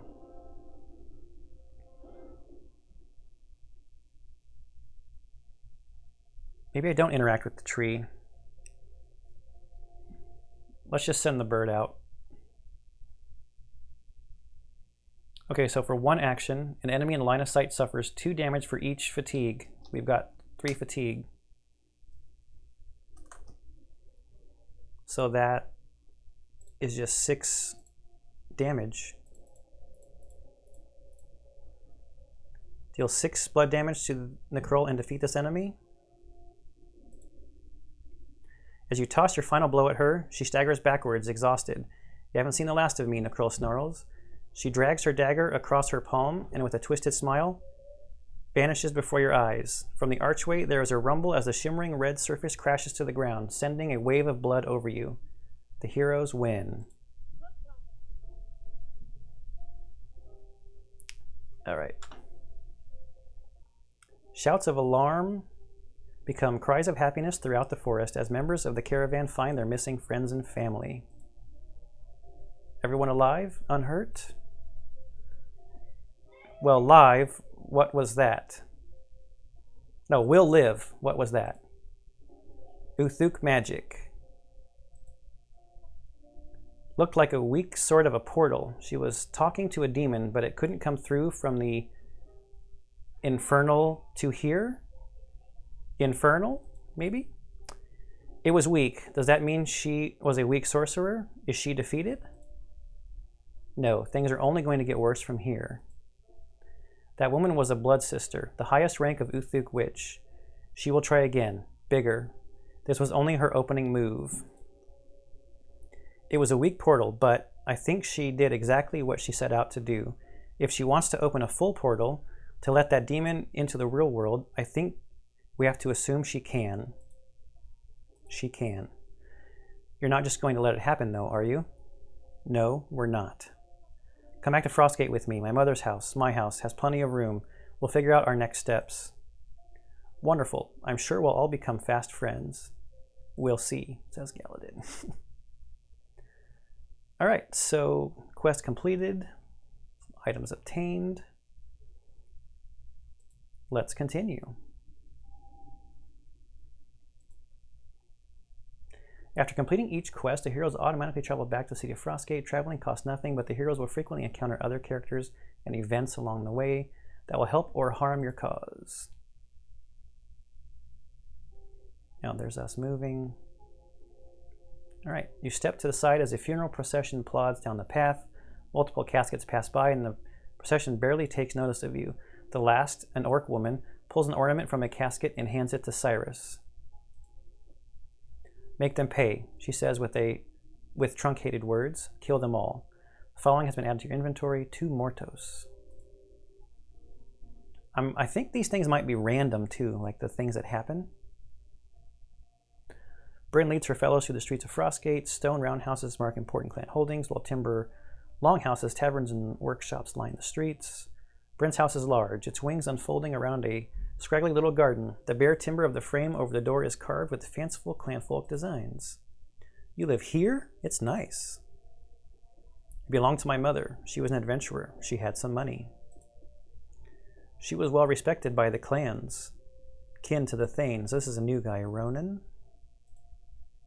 A blond man with a clanfolk kilt and warm smile stands in the doorway. Welcome home, child. Uncle Ronan. Ronan, these are my companions. Everyone, this is Ronan, a clan mediator and kin to my mother. Greetings to you, Ronan of the Wild. I have heard of you. Ronan of the Wild, huh? I haven't gone by that name in years. Come inside, everyone. Group enters the house and divests themselves of their traveling gear. Soon all are gathered in the house's long common room. Uncle Ronan, we found a watchtower that had been overrun by the Uthuk. We need to send a message to Baroness Adalyn. No need for that. You can tell me in person. Oh, there's Baroness Adalyn. Aunt Adalyn, why aren't you in Highmount? This is some sort of family reunion. Aunt Adalyn? Bryn, I had no idea you were nobility.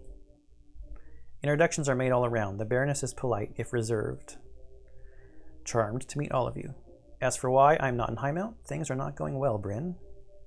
The Uthuk threaten us all across the barony. Bandits and criminals are worse than ever. I've even got word that the undead are stirring in the Mistlands. Refugees have been pouring into Frostgate. We're the only city in the north large enough to accept them. The Baroness has been negotiating with the clan elders to make sure Forthin's people aren't turned away at the gates. Shouldn't the Baroness be taking the battle to the Uthuk and protecting her people? What a good question. Shouldn't she? She should. She will. Beginning now. Bryn, I'd like to ask you and your friends for help. We're not her friends. Galladin is an interesting character. Help with what? Apparently, you've already seen that Uthuk are at large in my barony. My soldiers cannot even defend every watchtower, let alone every town and village. And when new threats or new opportunities appear, I have no assets to spare. In short, I need adventurers. You 6 are just what I'm looking for. We 6? These are Kelly, Deepfire, and Chance. Kaylee, Deepfire, and Chance. The dwarf has a certain swagger to her as she enters the room, smiling and nodding. The high-ranks catfolk lurks in her shadow, ears flat against his head and tail lashing. Pleased to meet ya. I hear you mun help me with me little problem. What does that mean? Mistress Deepfire is a skilled artisan. Some of her guildmates have been forced to take shelter not far away, evading Uthuk war parties. I need a few brave souls to come help lead them to safety. I'm sure the Forgesmiths Guild would reward our bravery. And I believe I mentioned the brigands who have been stealing supplies meant for the refugees. There's a lot of story. That's me, I guess. I mean, I'm not a brigand, but I know where to find them. Maybe get the supplies back. I'm happy to help them, my lady, but how? With what soldiers? What resources? I can't just fix your mess with good intentions. You 6. You're a quick thinker, aren't you, Baroness Adalyn? At times, your company now includes trained warriors, at least one skilled wizard and a dragon hybrid who, unless I miss my guess, has more experience and wisdom than everyone else in the room put together. I will agree to this, so long as we understand that fighting the Uthuk is our most important objective. You may have cause to regret that proclamation. There are other enemies as evil as the Uthuk, and far more powerful. Fine, but I have a condition.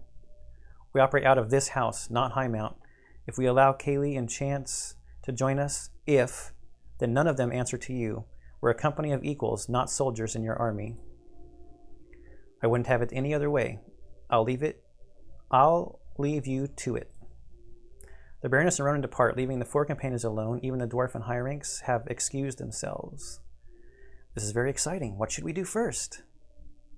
2 quests are now available. Each quest unlocks a new hero for your party. Read the quest briefings for more details. Okay,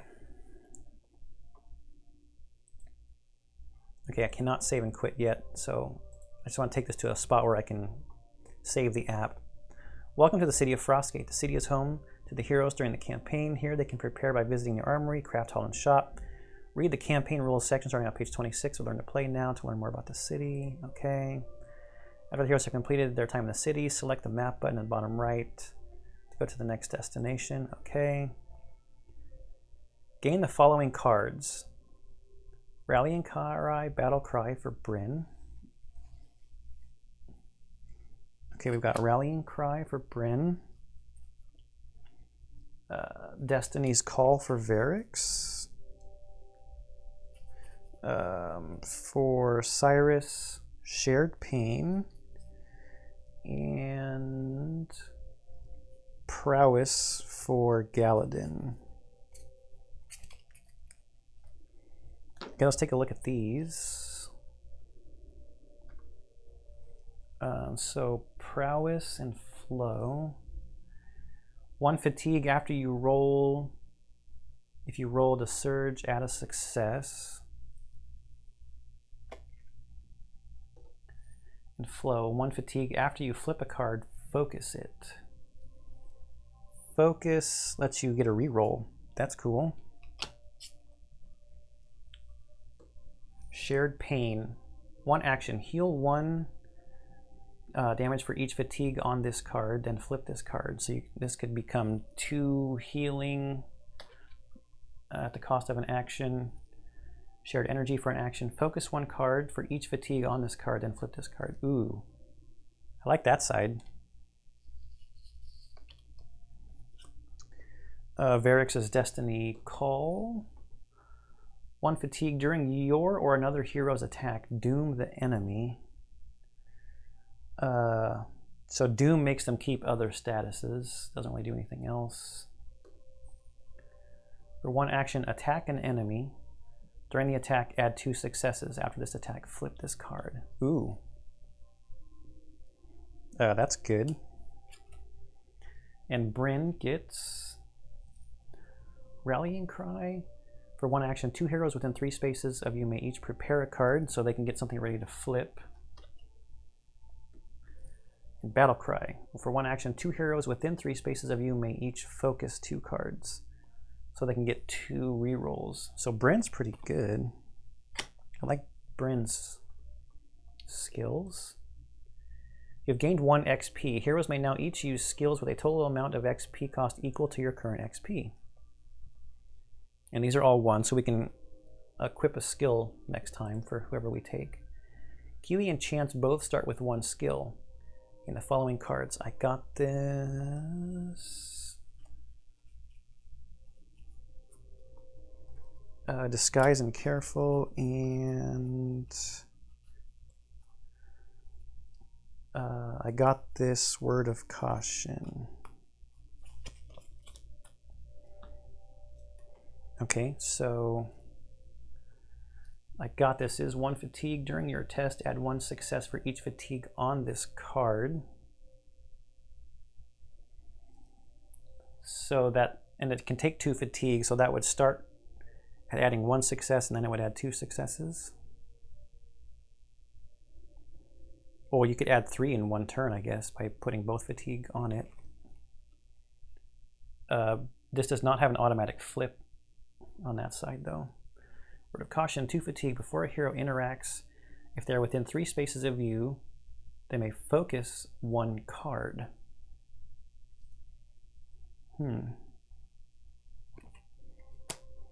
And that's good. That gives rerolls. Now Chance gets Disguise. For 1 action, swap spaces with another hero within 5 spaces of you, then flip this card. Swap spaces with another hero within 5 spaces of you? That's interesting. 2 fatigue. During your defense, add 1 success. After this defense, shift 1.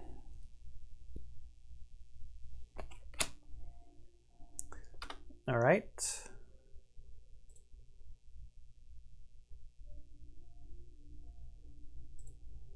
Okay, so now we can save and quit. Okay, so I think I'm going to call this end of the episode. We will start next time by messing around in the city, learning how that goes. I'm going to get all this cleaned off, and then we'll go into another quest. Okay, so that's the start of Descent, Legends of the Dark. I hope you enjoyed this fairly lengthy playthrough of the first quest. I probably have to chop the episodes up because these quests look like they're going to get pretty long. And I hope you're enjoying everything that I put up on the channel, and I'll see you in the next one.